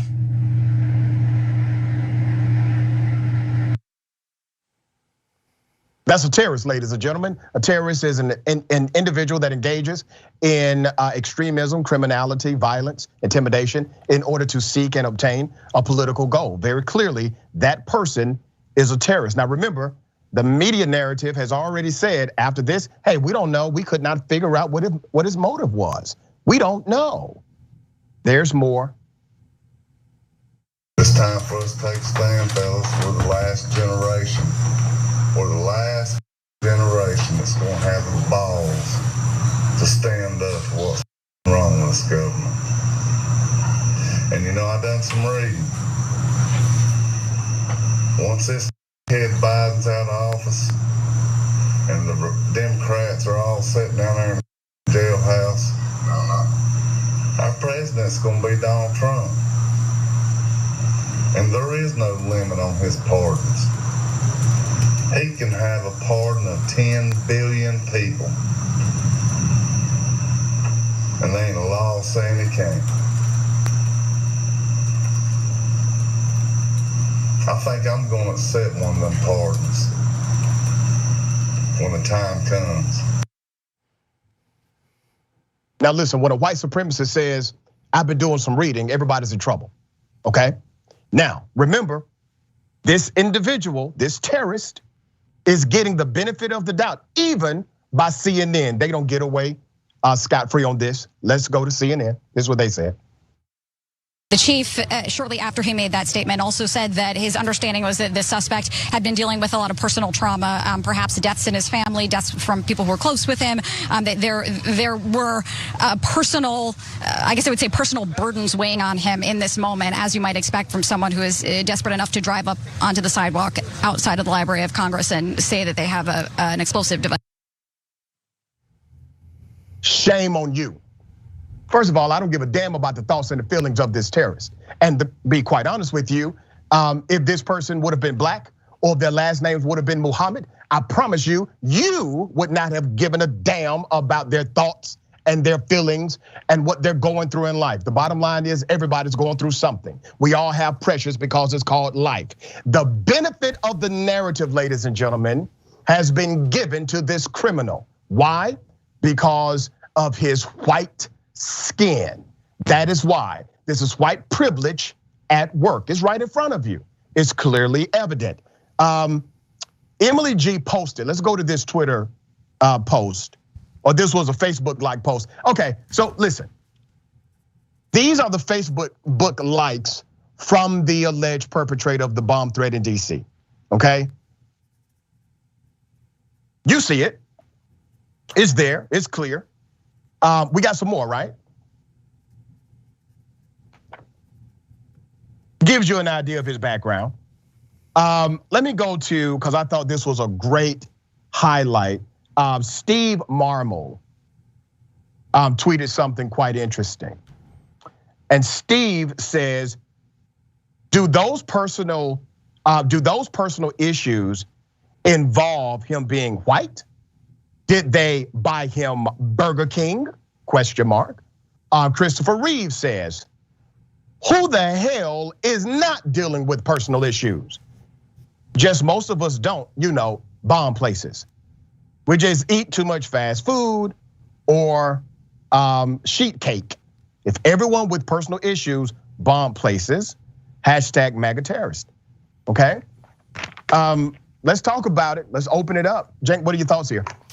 Yeah, so a terrorist is someone who does violence for political purpose. And so there is absolutely no question that that's exactly what he is here. And so the fact that it didn't work doesn't make it any better at all. Yes, people who are terrorists are usually not the brightest bulbs, no matter where they come from. And a good thing is, a lot of times their plans don't work. Remember Richard Reed, the shoe bomber? That didn't go off either. The underwear bomber, that didn't go off either. So thank God. But what are we doing? when it was a Muslim man from Jamaica.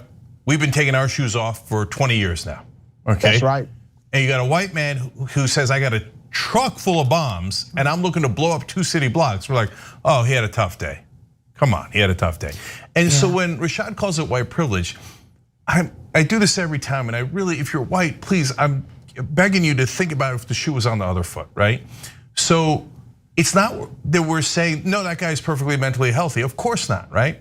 But what if when someone else does it, can you have the same empathy or lack of empathy? Just the same standard either way. Is that possible at all? So have you ever seen a news person say, when it's a Muslim fundamentalist, well, they were having some personal issues, and and Mohammed Atta, I mean, I don't know, he might have been running up a credit card debt, he's having trouble with his wife. No, they say, understandably, if the guy did 9/11, they say he's a terrorist, he's terrible, he killed all these people, etc. Whenever it's Dylan Roof and killed 9 people in a black church, all of a sudden, wow, he had a tough day, let's go get him some Burger King. This guy, oh, it's a personal issue. And then Fox News with the hilarious, the motive is not clear. And by the way, that works, that propaganda works. I saw all day today on social media, right-wingers writing in, oh, he never mentioned Trump. You saw the video, he said, not only did he mention Trump, not only did he say Biden and the Democrats should be in jail, he said it's okay because Trump's gonna pardon me. And to be fair, Trump has pardoned people who did things on his behalf, terrible things on his behalf. So that's the one thing that he wasn't crazy about. But was it political in nature and right wing? Of course, he said it himself. Yeah, I mean, it's crystal clear. I mean, to me, listening to him, it just reminded me of June 6 Run Amok, or January 6 Run Amok, January 6 remix. And you're absolutely, I was thinking, listening to you and to the good doctor, George Floyd, Breonna Taylor, Eric Gardner, Sandra Bland, and none of them. And even, and I bring up Breonna Taylor because she was in her own home. And when people started to tell the story about why they, seized her house at that time of the day, they started trying to connect her to bad things. Here, this guy, in his own words, is talking about blowing up 2.5 blocks, double dog daring law enforcement. They talk to him for an hour. Most black people and brown people will never get that kind of benefit of the doubt. And to the point, Dr. Ritchie, of the text messages that or the tweets you were reading, yeah, life happens to everybody, but not everybody is walking around saying, oh, I think I'm gonna blow up 2.5 blocks today. Yeah, and look, CNN was quoting the sheriff, right, in the beginning. And so, first of all, that's a problem with the sheriff because he sees that guy and goes, there but for the grace of God go I. But when he sees someone Muslim, he does not think there but for the grace of God go I. When he sees a black person, he does not necessarily think that. So when you have empathy for someone, you treat them differently than if you don't have empathy for them. And so look, in a sense, they're treating him like a human being. They say, well, okay, it's complicated, he did a terrible thing, but obviously he's got some mental health issues. But when it comes to the rest of us, that's right, they don't treat us as humans.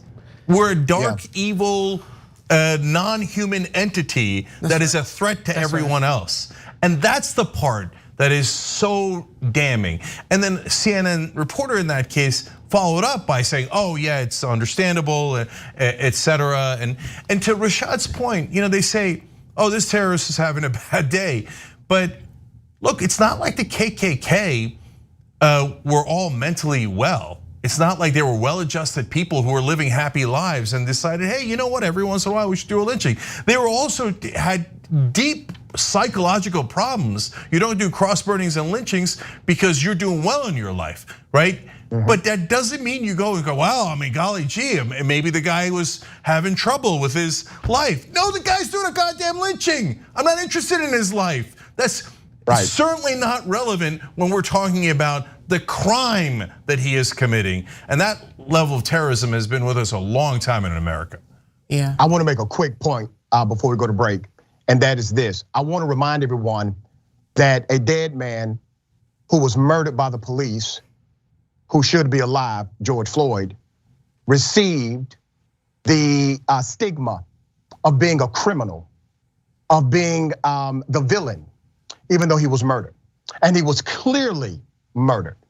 Even Breonna Taylor, there was a spin to suggest that it was actually her fault. That's right. That this happened.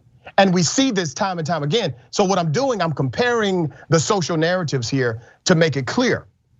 A dead black person is still noted as a criminal when it is clear they were murdered. However, an alive white man who tells you he's a criminal is considered human in their narrative. That's it. Yeah, I'm only gonna add one thing because I've never let it go. I read a story about how Trayvon Martin had once gotten detention. They murdered a young kid. They murdered a young kid who was totally defenseless, had done absolutely nothing wrong. And what did the press talk about? They talked about his detention. Right? Or Tamir Rice on the playground in my home city, 12-year-old playing on the playground with a play gun. And the officer involved said he thought he was 20 years old. I want people to understand that black children are often, by white people, misrepresented their age. Because black children don't get a chance to just be children and play. They all of a sudden have to be adults and it's exaggerated. So we're dealing with implicit and explicit biases here. And we're also dealing with something that's bigger than this man. It is really about the heart and the soul of this country that we're going to have to deal with and deconstruct our construction. Because Cenk, you make a very good point. To show this man empathy, but then to turn around and if you're black or you brown, you not get that same kind of empathy. That is wherein lies the problem, especially when you got this man on recording saying exactly what he means to do. He was very clear about what he was doing and why he wants to do it. So as a nation, we have to deconstruct our construction when it comes to race and particularly anti-blackness. Well said. 100%. All right, we got to take another break. Unfortunately, we have this because it happens nonstop. Another story when we return of a black family being pulled over, and what happened next is disastrous. And so, but it's really important that we do these stories so that people become aware of the reality of what some people live in this country. So we'll be back.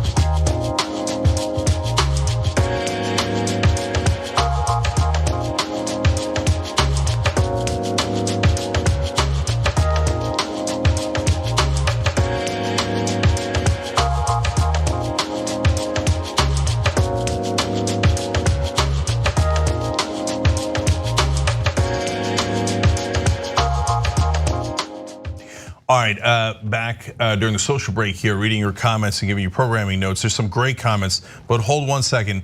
Let me tell you about 2 programs that are coming up this weekend. Common Rooms tonight on twitch.tv/TYT. It's game night tonight. Brett and Brooke are gonna be there, so make sure you're checking that out. And then the Sunday stream, also led by Brett Ehrlich. That's at 6 p.m. Eastern on, you're never gonna guess it, on Sunday. Talk a little bit about Inside Baseball, how we prepare the show. So make sure you're checking out that great programming we have for you all on Twitch. Now, in our members section, Don't Shoot on the Goalkeeper has a great point that I wanted to make sure I highlighted. Tamir Rice didn't get 2 seconds. This guy got an hour. Come on. That's exactly right. By the way, also, John Crawford, also in Ohio, at a Walmart. Also picked up a toy gun that they were selling at the Walmart. Well, no, a real weapon that they were selling though. Yeah, a BB gun, I think it was. Right, yes, but they were selling it. That's right. In the store. That's right, and they shot within 2 seconds and killed him within 6 seconds, right? So, and for the folks saying, well, he was saying he had a bomb and et cetera, but they didn't ask Tamir Rice anything. They didn't ask Crawford anything. They just shot. They didn't ask, is this a problem, et cetera, right? So I love our members. You guys are so smart. Yeah, they are. RFK wrote in, hey panel, this guy is just the start. It may have been a decoy to see how much the insurrectionists can get away with. Look, I don't think so. And I need to, when we agree, great. When we don't, no problem, right? I think I want them to investigate the 5 other people he mentioned about how the South is in DC, et cetera. But I don't think that he was smart enough to be part of some sort of coordinated plan where then the next wave comes in. But for God's sake, investigate it, right? Don't take any chances. Now, speaking of disagreements, HXC Mike says on Super Chat, I'm gonna have to do the unthinkable and disagree with Nina Turner. She referred to the governors as leaders. They may hold positions of authority, but their actions show they are not leaders. They are cowards. True that. Yes, I stand corrected. Jesse Rock just with a nice comment saying, I just want to thank you guys, love watching you. Well, you guys make it possible, so I appreciate it. Lena L says, just upgraded. Thank you all for everything that you do. Love you, Nina. Thank you, Lena, we appreciate it. Love you too, darling. All right. And then now new YouTube members. Oh my God, Mirka Beschiodi, Alan Carlso, Heather Angus Hobbs, Festive Osegi, Dreaded Prophet, Sarah Manzano. All you guys just joined. You could hit the join button below. And in the bonus episode, we're gonna talk to Nina a little bit about her race and her personal life. So come right back.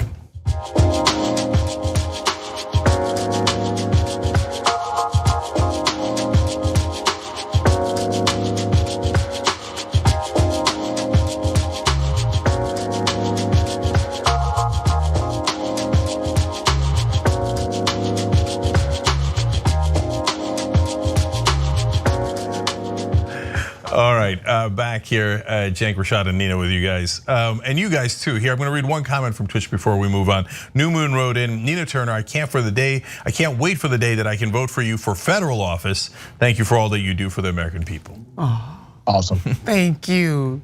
I'm telling the viewers are just melting my heart today. It's almost like they love you, Nina. Almost like that. Loving y'all back. All right, Rashad, take it away. And you deserve it all, Nina, by the way. No, thanks, Doc. This is one of those horrific stories. A black woman, 33 years of age, she's in the car with her father. There are 3 children in this vehicle. They pull over to simply switch seats because sometimes people who are driving, they get tired of driving and another person will start driving. Well, they pulled over to do this and they were confronted by the police, but this ended up in the woman being knocked out and being arrested even though she committed absolutely no crime whatsoever. The body camera footage from Solano County showed deputies beat a black woman unconscious, all right? And proceeded to lie about it according to a new federal lawsuit that has been filed. The events unfolded as Nakia Porter and her 61-year-old father were making the 100-mile drive home to Orangevale, northeast of Sacramento, after a family trip to Oakland. This is a family affair. Her 2 daughters, ages 3 and 6, and 4-year-old niece were in the back seat. I want you to remember the ages of these children. Porter was behind the wheel when they stopped along an empty road in Dixon. The deputy squad car pulled up behind them with lights flashing. Porter already was out of the car and explained that they were just switching drivers and would be on their way according to the court filing. Now, they claim this all happened because of having mismatched plates. Let me remind everyone, no criminal activity took place whatsoever. The plate that the deputy called in to dispatch matched the vehicle, no issue there. Here's what I want to do. I want to go to that first video. Read me my rights. King 6 starts the 3rd. Put your hands behind your back. Put your hands behind your back. I am not arrested. Arrest. King 6 starts the 3rd. Bless me.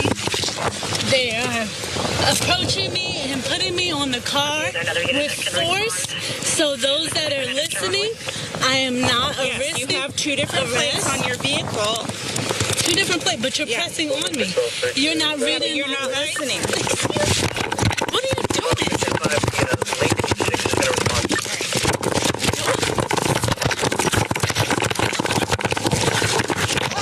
Bless me. Put your hands.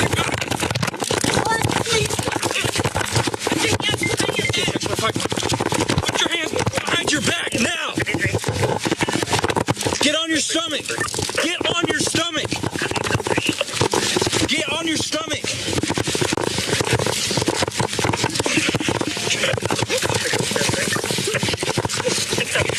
Get on your stomach now. You're gonna get tased.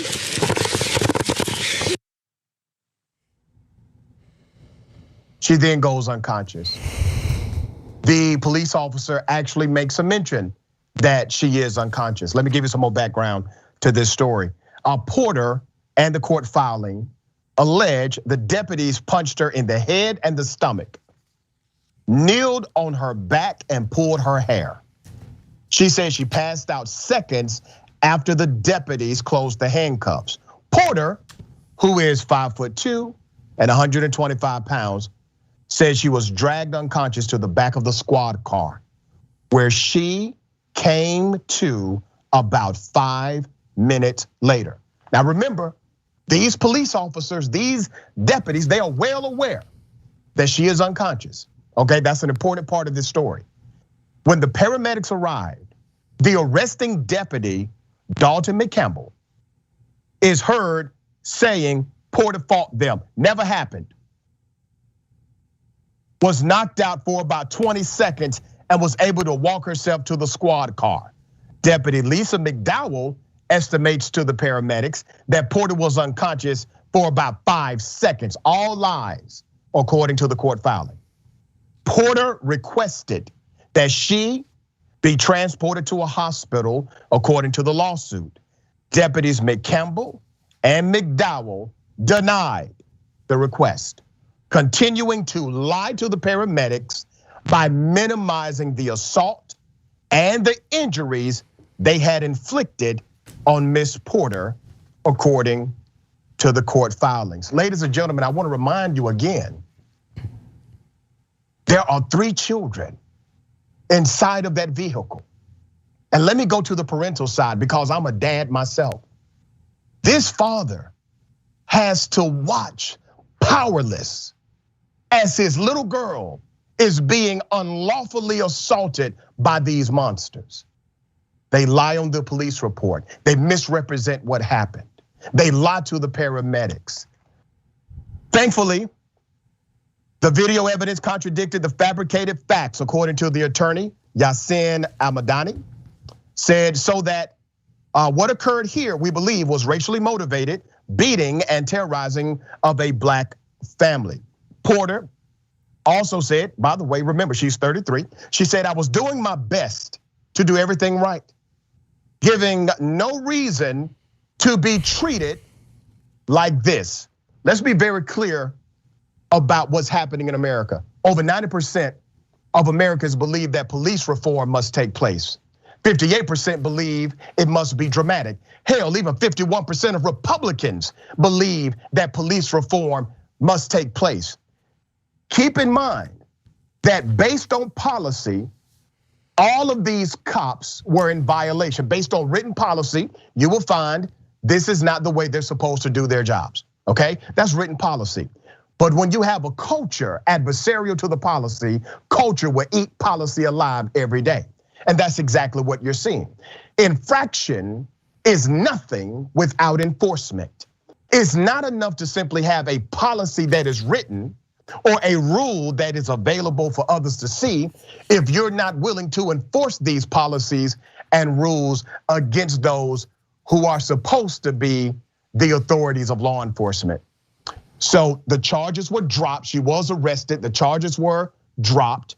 The license tag matched the vehicle. They knew it was not stolen, and it still did not stop these SOBs from taking this 33-year-old mother to jail. Nina, what are your thoughts here, sister? I mean, I'm holding back the tears, Doc. First of all, there should have never been any charges against Ms. Porter. Right. She did nothing wrong. You're right about, this generational thing that's happening. So it's her father on one side, and then it's her babies being traumatized on the other side. And thank God for the camera. Because but for the camera, their lies probably would have prevailed. And I certainly believe in this. Look, we can't even get the George Floyd Act. Let me remind folks, has not passed yet in the United States Congress, but I digress. I think for law enforcement officers who lie on their reports, it should be a felony offense. Let's start making sure that there's some real consequences to the actions of these type of law enforcement officers who make it bad for law enforcement officers who really do believe in the oath to protect and serve. Ms. Porter didn't deserve this. Her family didn't deserve this. And I hope she wins in court. And these officers need to be fired. Yeah, let me add on that. Look, guys, she was a software engineer. Now, it doesn't matter what she is. She didn't do anything wrong, and nobody deserves that, no matter what their job is. But I tell you that because, unfortunately in this country, we have to humanize minorities. Otherwise, people don't treat them that way. First thing that a lot of folks ask is, oh, what were they up to? They were up to switching drivers. Black while switching drivers. Like that. But the cops, look, what Rashad said is an absolute stone cold fact. The cops had already run the plates. They knew that the car was not stolen and there was no infraction at all. Now, imagine, let's take a different race, okay? Let's go Asian, okay? I partly thought that because my wife is Asian and I always try to empathize with whatever we're talking about, any situation, right? And I thought, my God, if my wife and I have switched to positions, I mean, how many times? Because we're normal human beings, right? And imagine if our kids are in the car and my wife goes to switch, and then these cops come and randomly question us. Already questioning us would be weird, but then if they said, oh, you got two different plates, oh, okay, great, no problem, we'll explain that, right? But instead of asking, they draw their guns and then they smash her onto the ground. And did you see, I mean, the part that broke my heart most, I mean, every part of it is disgusting, was when they started pulling on her hair. Yeah. I mean, for what? And the other reason I bring up that she's a software engineer, her dad, by the way, worked in computer networking, is because there isn't anything you can do. It doesn't matter. It doesn't matter what you do, right? As we talked about earlier in the show, for Trayvon Martin, they found out that he once had detention. I had detention dozens of times, right? And so for everyone that they assault, they then blame, right? But she couldn't have done anything more. And if you noticed in the video, the part where they got super violent is when she said, "You haven't even read my rights." And so now think about that. You have rights, but if you ever dare mention them, you're gonna get assaulted worse. There's just no winning, there's no winning. How could we not empathize with that? How could you not think there, but for the grace of God go I, or my wife, or my sister, or my mother? And this is a thing that you see maybe once here, but it happens over and over again, and thank God for those cameras. Because they lied through and through in that report, and once you see the video, it turns out every part of it was wrong.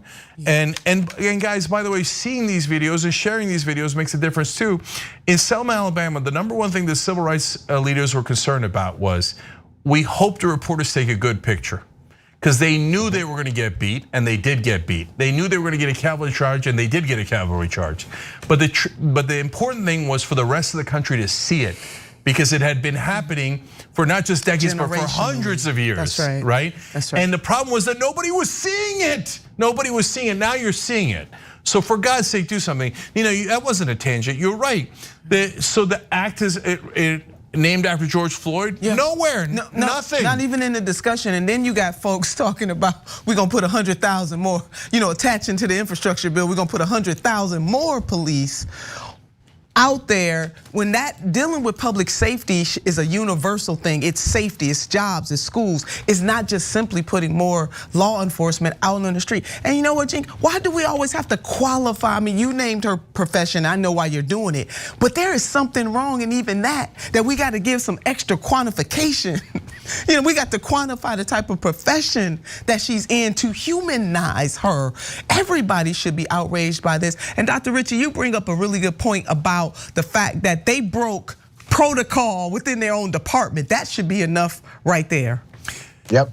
And guys, look, to that point, they jailed her overnight after they viciously assaulted her for just changing seats in a car. And they said a suspicion of resisting arrest. Well, what was she being arrested for in the first place? You knew that the car was stolen, you knew there was no crime. When you see resisting arrest with no underlying charge, it's a guarantee that the cop is lying. It's a guarantee that it was a false arrest. And so she got arrested, but they didn't. That's right. So she didn't do anything wrong, and you saw with your own eyes that they did. Those guys should definitely be arrested. There's no question that was an assault. All right, we're out of time here, but for the members, we got a totally different bonus episode. We're gonna talk about Nina Turner's race in Ohio a little bit, and we're gonna talk about a personal life, as we always do in the bonus episode, and Rashad as well. All right, we'll be right back for the members.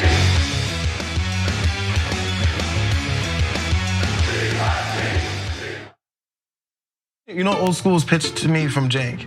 It'll just be me, you, Jesus, Ben, and maybe Michael. And we're like, okay, cool. I can do that every week. As you can see, me, Jesus, Ben.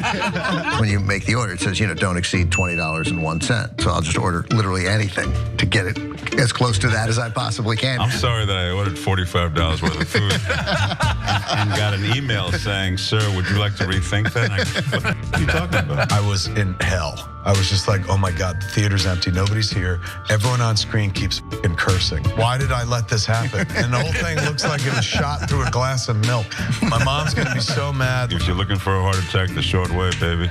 Wrong, I did put mayonnaise on it. I'm the most in shape, overweight person you'll find. That's right. He was like, why didn't you answer my call? I called you 39 times. Yuck. But what makes you stop right before 40?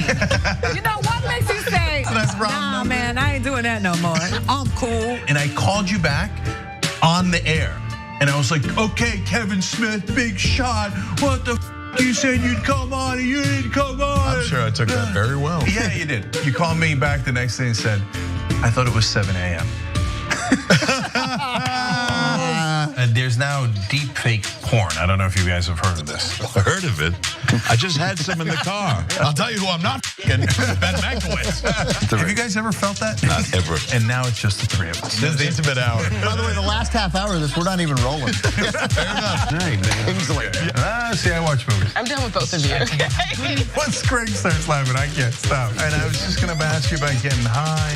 Snoogans, Snoochie Boochies. And members, of course, you can get the whole damn thing. TYT.com, join and free trial. I'm old school with the old folks. Good. John, come back.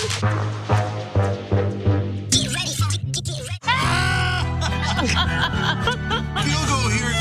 It's time to switch to beer. Oh, man. Oh, God. Do your best. He's a little like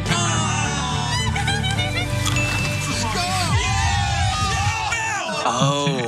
No one's happy now. Give him another try. Oh. Wow. This is the weirdest game.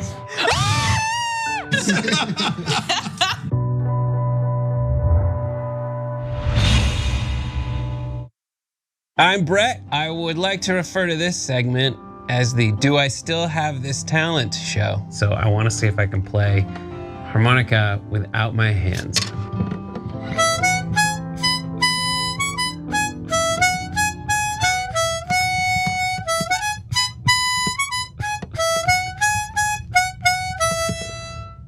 I don't know why I have that. Nothing's gonna be more impressive than that. I can also spin a basketball on my finger.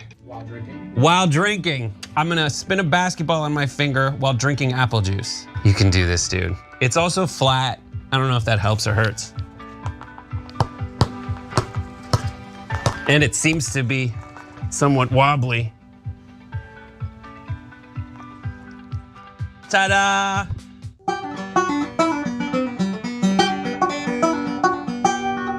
Nope, I don't know how to do this one. This one's a fail. Nope. Oh God, I'm so mad.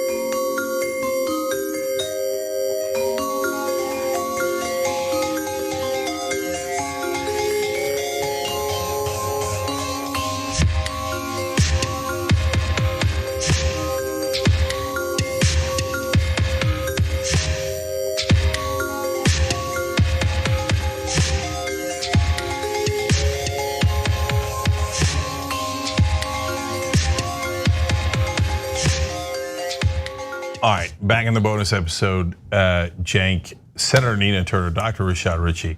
But as you all know, if you're members, well, some of you are new, so I'll tell you, it's post-game / bonus episodes, a lot more informal. Not that the regular show's that formal, right? But in the bonus episode, at least I can show you that I've been trying to hide this the whole time. Button fell off, it's driving me crazy. The thing is hanging out, the string, right? Who let you come out like that? Okay, me. I'm a mess. The only one helping me is Edwin. He pointed it out earlier in the show. I couldn't fix it. Anyways, all right. So we're going to talk a little bit about the race. This is not a full, hey, what happened, and this went right, this went wrong, etc. But just touch on it more on a personal level than anything else.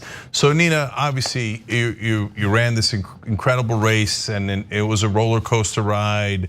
And then we didn't get the result that we were all hoping for and progressives were hoping for. So first, let me just start with something simple. Like, how do you feel now? Time, you need time. I mean, I'm still hurt from what happened. I mean, when you got that kind of firepower coming at you, there are 13 people in the Democratic primary, and it was told to me from the moment that I announced that there would be an anybody but Nina campaign ran against me, and my goodness, they did just that. So you put your heart and soul in that, and the movement put their heart and soul in it, and TYT just thank you. So many people to thank. So you walk away from that situation kind of thinking to yourself, all I was doing was trying to fight for justice, and people came at me, like I was trying to take their dog or their cat or something. It's a hurtful period for me right now. Yeah, that's why I wanted to talk about it a little bit in this context where it's a little bit more relaxed. Like, there's 13 people in the race, and then in the beginning, nobody even knew who the establishment was gonna pick. Everybody knew Nina because she was a state senator. That's right. And she was campaign co-chair, obviously, for Bernie Sanders, and not beloved by the establishment. Let's keep it real. Not at all. No, apparently not. They showed how unbeloved you were to the tune of millions of dollars. They could have just called me up and told me, but instead, they spent millions of dollars. Yeah, instead they called up lobbyists. Yeah, they did, a whole lot of them. To show you how much they didn't like you. But in the beginning, I didn't know who was gonna emerge as the establishment candidate because there were, generally speaking, a lot of folks who had a little bit of experience in politics in Ohio, but not much. So it felt like they were kind of picking out of a hat. Did you know that the main competitor was gonna be Chantel in the beginning?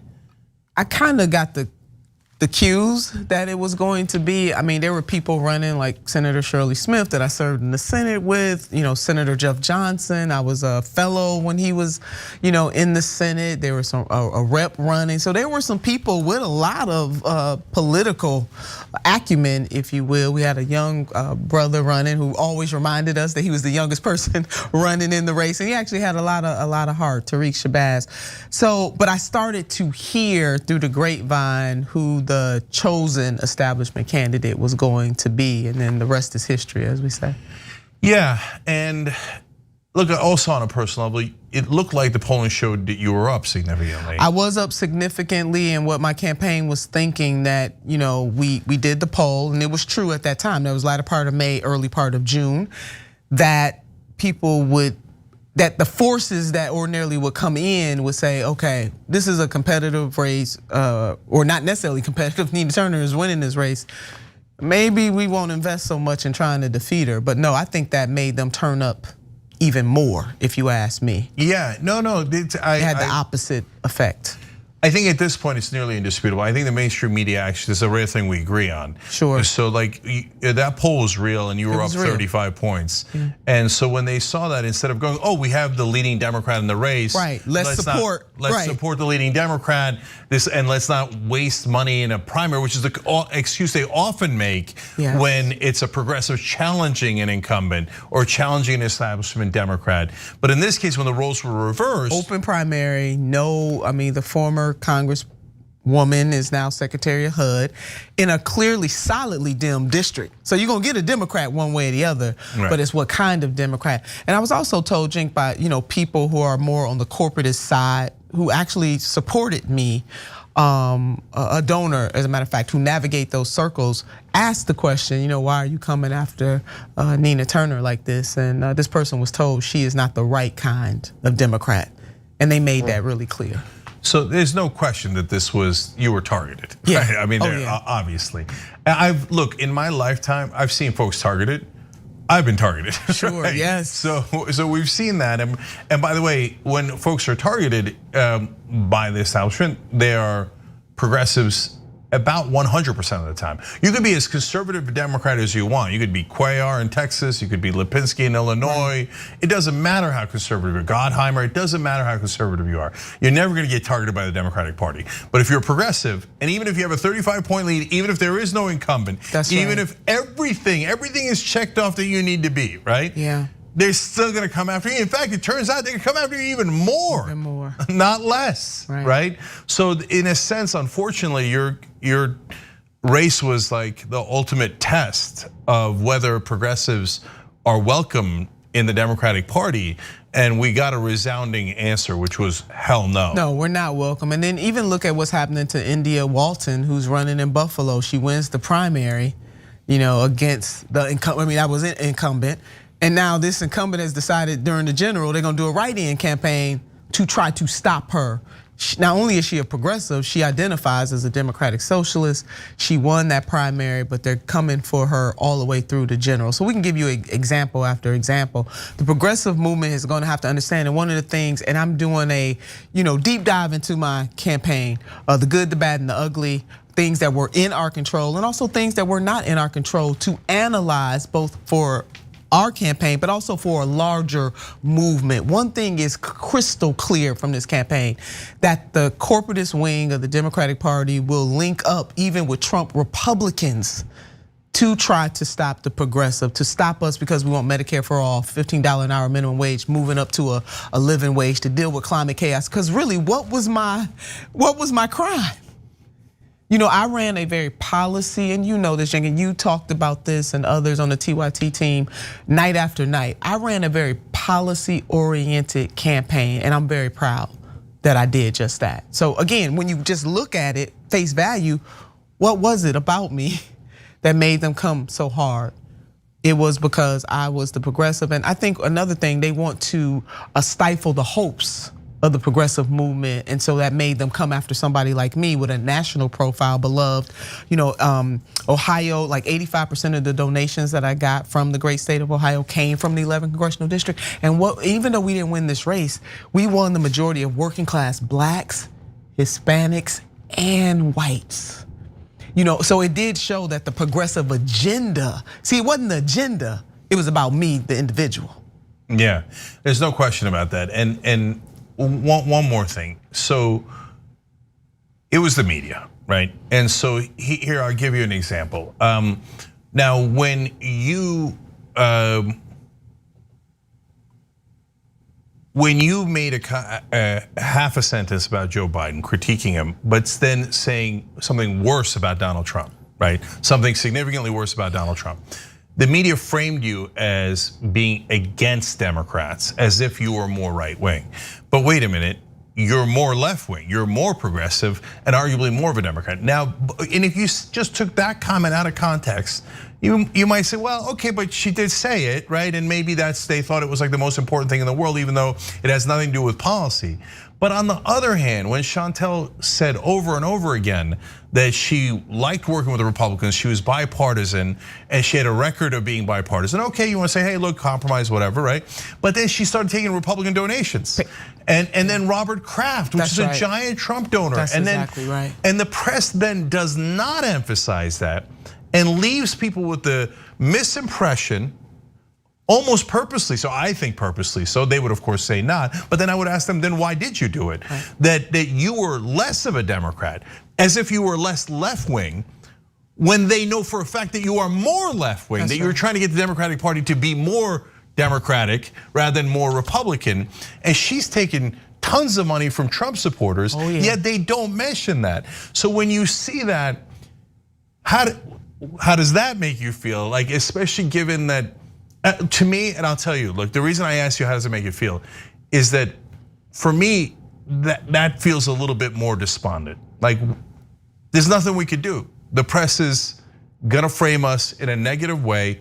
no matter what the facts are. And that's why we need more independent media like TYT. Thank God for TYT and others of our independent media sisters and brothers and family and friends out there, because we need people who are going to tell the other side of this. Who's more of the Democrat?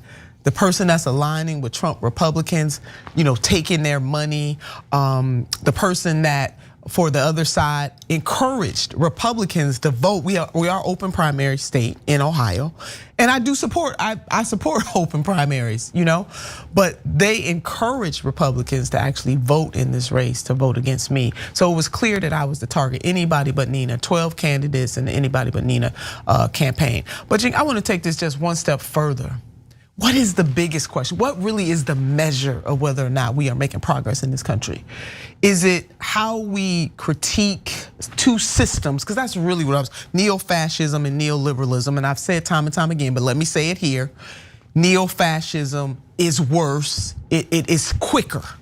Neoliberalism is slower, but the outcomes ultimately are the same, and that is human suffering in the wealthiest country on the face of the earth. That really was what my critique was about. But as David Sirota wrote when he said the new identity politics is really about loyalty, blind loyalty to a party rather than who's actually standing up for the people. If you analyze the situation, I was very policy oriented when my number one competition was not. It was really about go along to get along, and I'm not Nina Turner.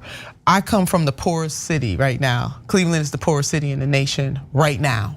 The debate should have been more about what policies and practices will change the material conditions of the people who live in Cleveland and also greater Akron versus who's the better Democrat. Is it the better Democrat to say you want Medicare for all, increase the minimum wage, cancel student debt? Or is the better Democrat to cozy up and say, I don't really have to talk about a policy, but guess what? Whatever the president wants, I'm there. That won the day. Yeah, it did. And so again, it goes back to the media. I'm gonna bring Rashad here in a second. But so I remember in my race, I was talking to an LA Times reporter, other than asking me absurd questions like, is it true that you're attracted to women? Yes. Okay, that was an actual literal question I got from a reporter. But then when I asked him at the end of that interview, is the LA Times ever going to cover policy in this race? At least he was honest enough to say, no, we likely will not. And that's amazing. Yeah. That's amazing. It is. And Nina, that fact that you mentioned there, well, they say, well, you're too independent, right? But again, look at the framing. It's true that Nina Turner is more independent than Shontel Brown because you are your own person. That's you right. make your own decisions, and everybody knows that. And Shontel said, no, I will do whatever leadership says, That's right? Now, that is a fact. So then now you could choose to frame that as Shontel's a wonderful team player that is part of the Democratic Party, and she's great, and Nina is not, and we don't know if she's a Democrat, maybe she's helping the Republicans. That's the framing that they chose. Now, you could have chosen a different framing, which is one side, Shontel says she doesn't even have independent judgment. She's just gonna do whatever leadership tells her. And that's not what this district needs. This district needs someone who's gonna fight for this district, not fight for Nancy Pelosi's district or whatever Biden's agenda is. That doesn't mean you're not a Democrat. It means, and this is also correct and could have been framed this way, Nina's pushing Joe Biden to be more of a Democrat, not less of a Democrat. But they chose not to do that frame. They chose to say that independence is bad. That's right. Having your own mind is bad. Yeah. And by the way, let's also keep it real. Now, you're both African-American candidates, you're both female. Sure. But they did say to a black woman, you should not have independent thought. Right. Don't have agency. Or have agency. Yeah, want to take away my agency as a black woman, but it's okay when they do it. When corporatist wing of the Democratic Party does it, it's okay. But you let progressives do something like that and they're gonna have hell flurry. I wanna make another point too, Cenk, about the independence of the House, the Congress. It's a body with power. So that body is supposed to challenge the president no matter who's in office. Like just fundamentally what we learned in high school, 3 co-equal branches of government. And I bring that up as to say that sometimes we get caught up in asking members of Congress, whether they're in the Senate or the House of Representatives, to go along and get along when that is not in their job description, just basic. Just basic, that is not in the job description. And so what I did in my run was to make sure that the people of the 11th Congressional District knew where I stood when it comes to them. Where there were opportunities to work with the president, and I believe that there would be many opportunities, I'm there. But when it came down to challenging or having the courage to ask for more on behalf of the residents or the people who, the residents in that district who need a champion, who need a fighter, I'm always going to choose them first. What is so wrong with that?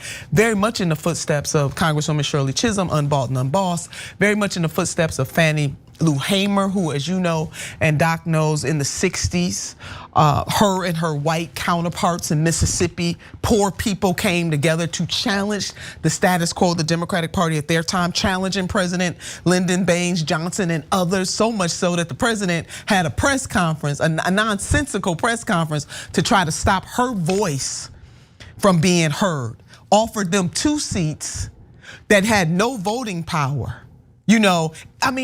So when you challenge, you love. And that's all. Trying to make the Democratic Party better was my crime. Look, Shirley Chisholm's a legend. You go read her and you'll see she's saying almost exactly what Nina's saying today. It's amazing how similar it is. And so, and Nina, I never thought of the framing that way. It's true, if nobody would ever say to a Supreme Court justice nominee, hey, are you gonna do exactly what the president orders you to do? That's exactly right. Because it's an independent other branch of government that's supposed to check the other branches. But when you're running for the House, somehow they're demanding a 100% loyalty test to the other branch. It just makes no sense. But the media all in groupthink think, well, that's what it has to be. And then they message that to the voters. Now remember, the main message they're sending is she's not really a Democrat, which is so, in politics, in a primary, there's nothing more damaging.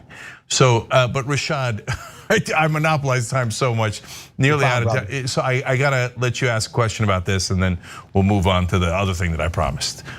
Yeah, absolutely. Let me first say this. White Democrats have done the same thing as white Republicans.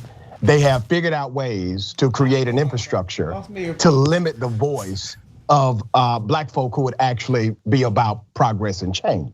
But I do find it quite ironic that you will have Republicans who engage in these loyalty tests, and we on the left will criticize that. And then when Shontel Brown has a loyalty test of her own and says virtually the same thing, she's somehow praised. I do know there is no finality in politics, but Senator Turner, the reason why this happened is because you represent a necessary disruption in a 2-party system that is ripe for disruption. And that's why they came after you, because at the end of the day, these interests are very similar, even though they optically appear differently. And so when you come in with an agenda as a people's champ, your representation is so authentic that it disrupts the status quo of what they've always been accustomed to. So they're more interested in making a factory of surrogates rather than true leaders who represent their constituents. You came as a true leader. But I do want to ask you about the nature of the open primary. I'm a policy professor, okay? So I teach politics, policy, political theory. You support that process, but do you think that if this would have been a traditional Democrat-Republican primary challenge, something could have been different? Or do you still believe that this is the best process for the electorate? Yeah, I do, Doc. The sun shines on the just as well as the unjust, so I'm not gonna change my position just because it worked against me. I want independent voters to be able to vote, and different states have different rules, but that is fundamentally why I believe in open primaries, because I want people who want to express their will to be able to do so. That's the difference between me and a whole bunch of other folks in terms of what democracy really means. And the more people that participate, I quite frankly believe the more robust and better that it is. Yeah, I want to mention one more thing that Rashad said while Nina puts her earpiece back in. Sorry, Nina. No, it's our bad on that one. Okay, so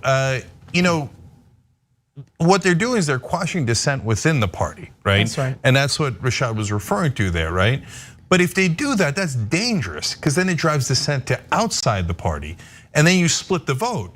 So it's actually a disastrous strategy, right? Yeah. So when you have progressives within the party, in a sense, they should be encouraging that to keep everybody in the same tent. That's right. Instead, they view it as a bigger threat, a mortal threat, and all right, I'm going to leave it there because then we're going to get too political. But it's clear that that's what's happening. And I want the movement, so we're gonna, my pastor preached a sermon. He was very much involved in the campaign, but he said this. I want to lead these words.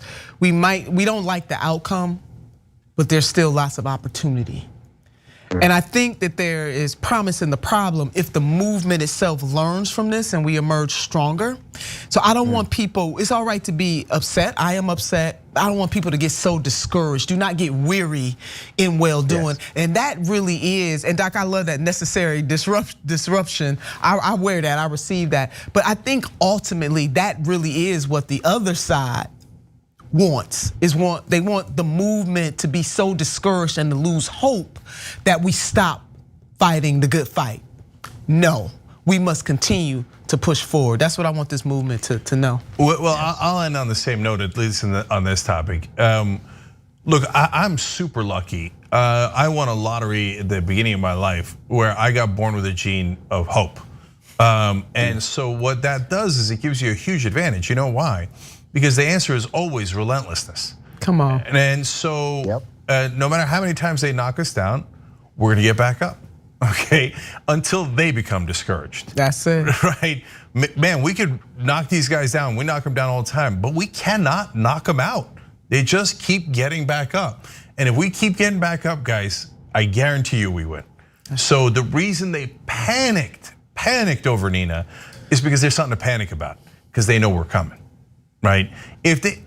Nina, if you were down 35, nobody would have panicked. That's right. If they didn't think you were a real threat to their corruption, but that's a different topic for another day, right? They wouldn't have panicked. They wouldn't have panicked, and they did because we're challenging the way that they're doing business, which is business and not politics, not looking out for the people.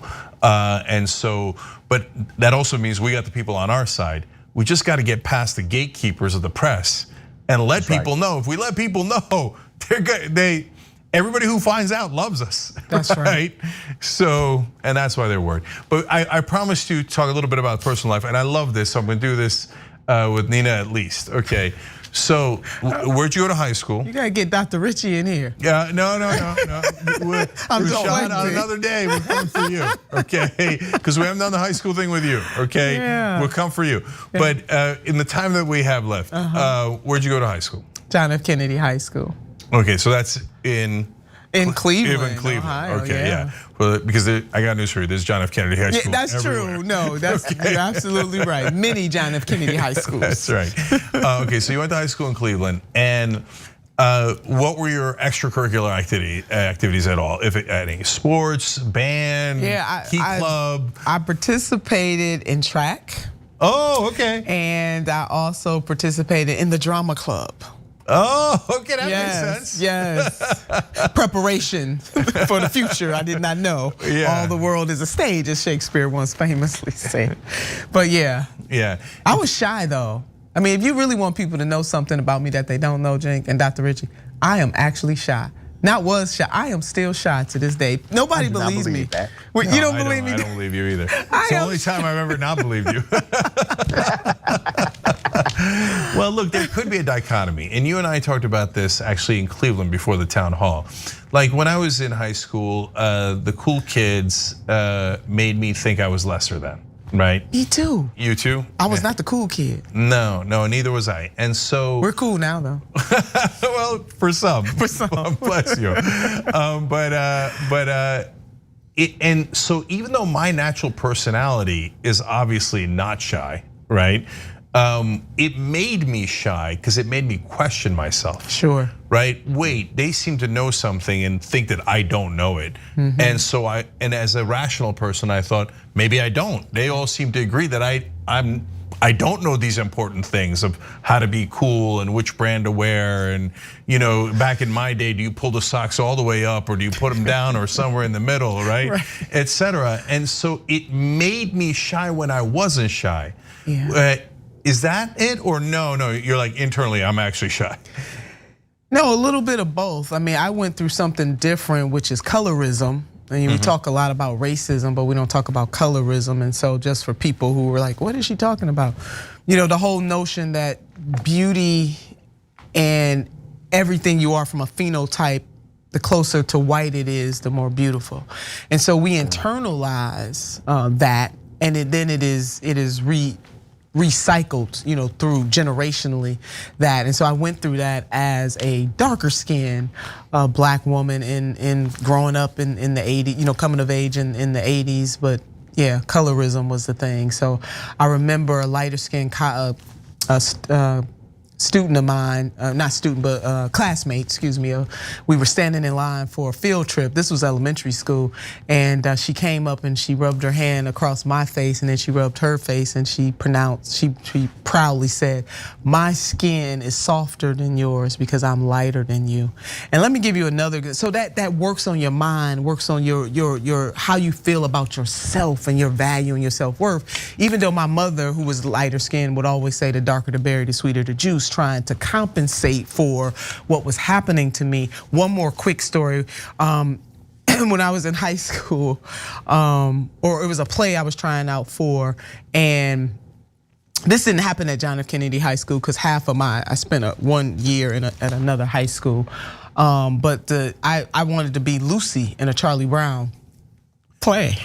And I'm telling you, I played a hell of a Lucy. I know I did. I just knew I was gonna get that part. You know how you just know? Yeah. And my drama teacher, looking at the board and seeing all the names, and I went up and said, hey, why did I get the Lucy? And he said, you were the best Lucy, Nina, but Lucy ain't black. Yeah, so look guys, by the way, just so you know, what she said about colorism, that exists all across the world, unfortunately. Yeah. And so both racism and colorism. So, and you mentioned Barry, it's kind of interesting you said that. So I'll tell you this awful thing that exists in Turkey. So there's an old saying that the woman is more attractive if she is so white you could see a dark grape go down her throat. Wow. Which I always think like, ooh. But so look at that, right? So among Turks, I'm a darker skinned Turk, and my dad is a darker skinned Turk. My mom is lighter skinned, right? And so, and my dad was poor, and then he was darker when he was younger. You know why? Because he was in the fields. Yes. Right, and he was a farmer, and part of this colorism comes from the super old school of, well, if you're darker, it meant you were in the fields and you were poor and not as good, right? And the rich folks who were lazy and did nothing and got to be a lighter shade back in the day, that was like, oh, that's good, congratulations, right? So that poison unfortunately exists everywhere. Now, if we're way past time, so if I had more time, I'd ask you about drama club or just one last thing, because I'm gonna give Rashad the last question because I've talked so much. I'm sorry, Rashad. You're fine, brother. I sucked in track, but I was really good in football, and I was mediocre in wrestling. Were you good in track or? I was good. I didn't keep it going because of poverty. My mother couldn't afford our shoes. I come from a working poor family, so that's another kind of stigma too. But yeah, I was the first leg of the 440, so I was okay. I was all right. Okay, you and Bernie Sanders. Bernie Sanders was a great basketball player. And he was a distance runner, I believe. Oh yeah, that's right. That's right. Well, we're all distance runners now. Yes, we are. Amen. All right, Rashad, you get the last question. All right, so let me ask you, sister, do you believe your drama background really did prepare you for eventually coming out of that shell and getting into politics? Maybe a little bit. I mean, you put it that way. I think we have touch points all throughout our lives that are preparing us for moments that we might not necessarily see at that time. So yeah, Doc, my quick answer would have to be, in a way, it did. I would also have to say that my 11th grade English teacher, when I gave my first class speech and I got it back with A++ and stars, and she told me, she said, you are a great orator in the 11th grade. And I think she was planting that seed in me. And look at me now. So Miss Mildred Gardner, I love you. Yeah, well, I'll double down on that. For me, it was Mrs. Rosenberg in 4th grade, who let me dare to think that I might not be so bad, right? So to all the wonderful teachers out there, thank you on behalf of all of us. All right, we're out of time. So everybody check out Indisputable on right after Damage Report. As you can tell, Dr. Rashad Ritchie is awesome. And I'm not sure there's an award that he hasn't won. Okay. I'm not kidding. I mean, I told you 2 awards today, but that's on top of like 12 others. So we got to catch up with the good doctor. That's right. So there you go. That's the latest one there. So anyway, check out Indisputable and Nina Turner. Thank you so much for joining us today. My really appreciate pleasure. it. Yeah. All right, guys. Thank you. Have a great weekend. We'll see you on Monday.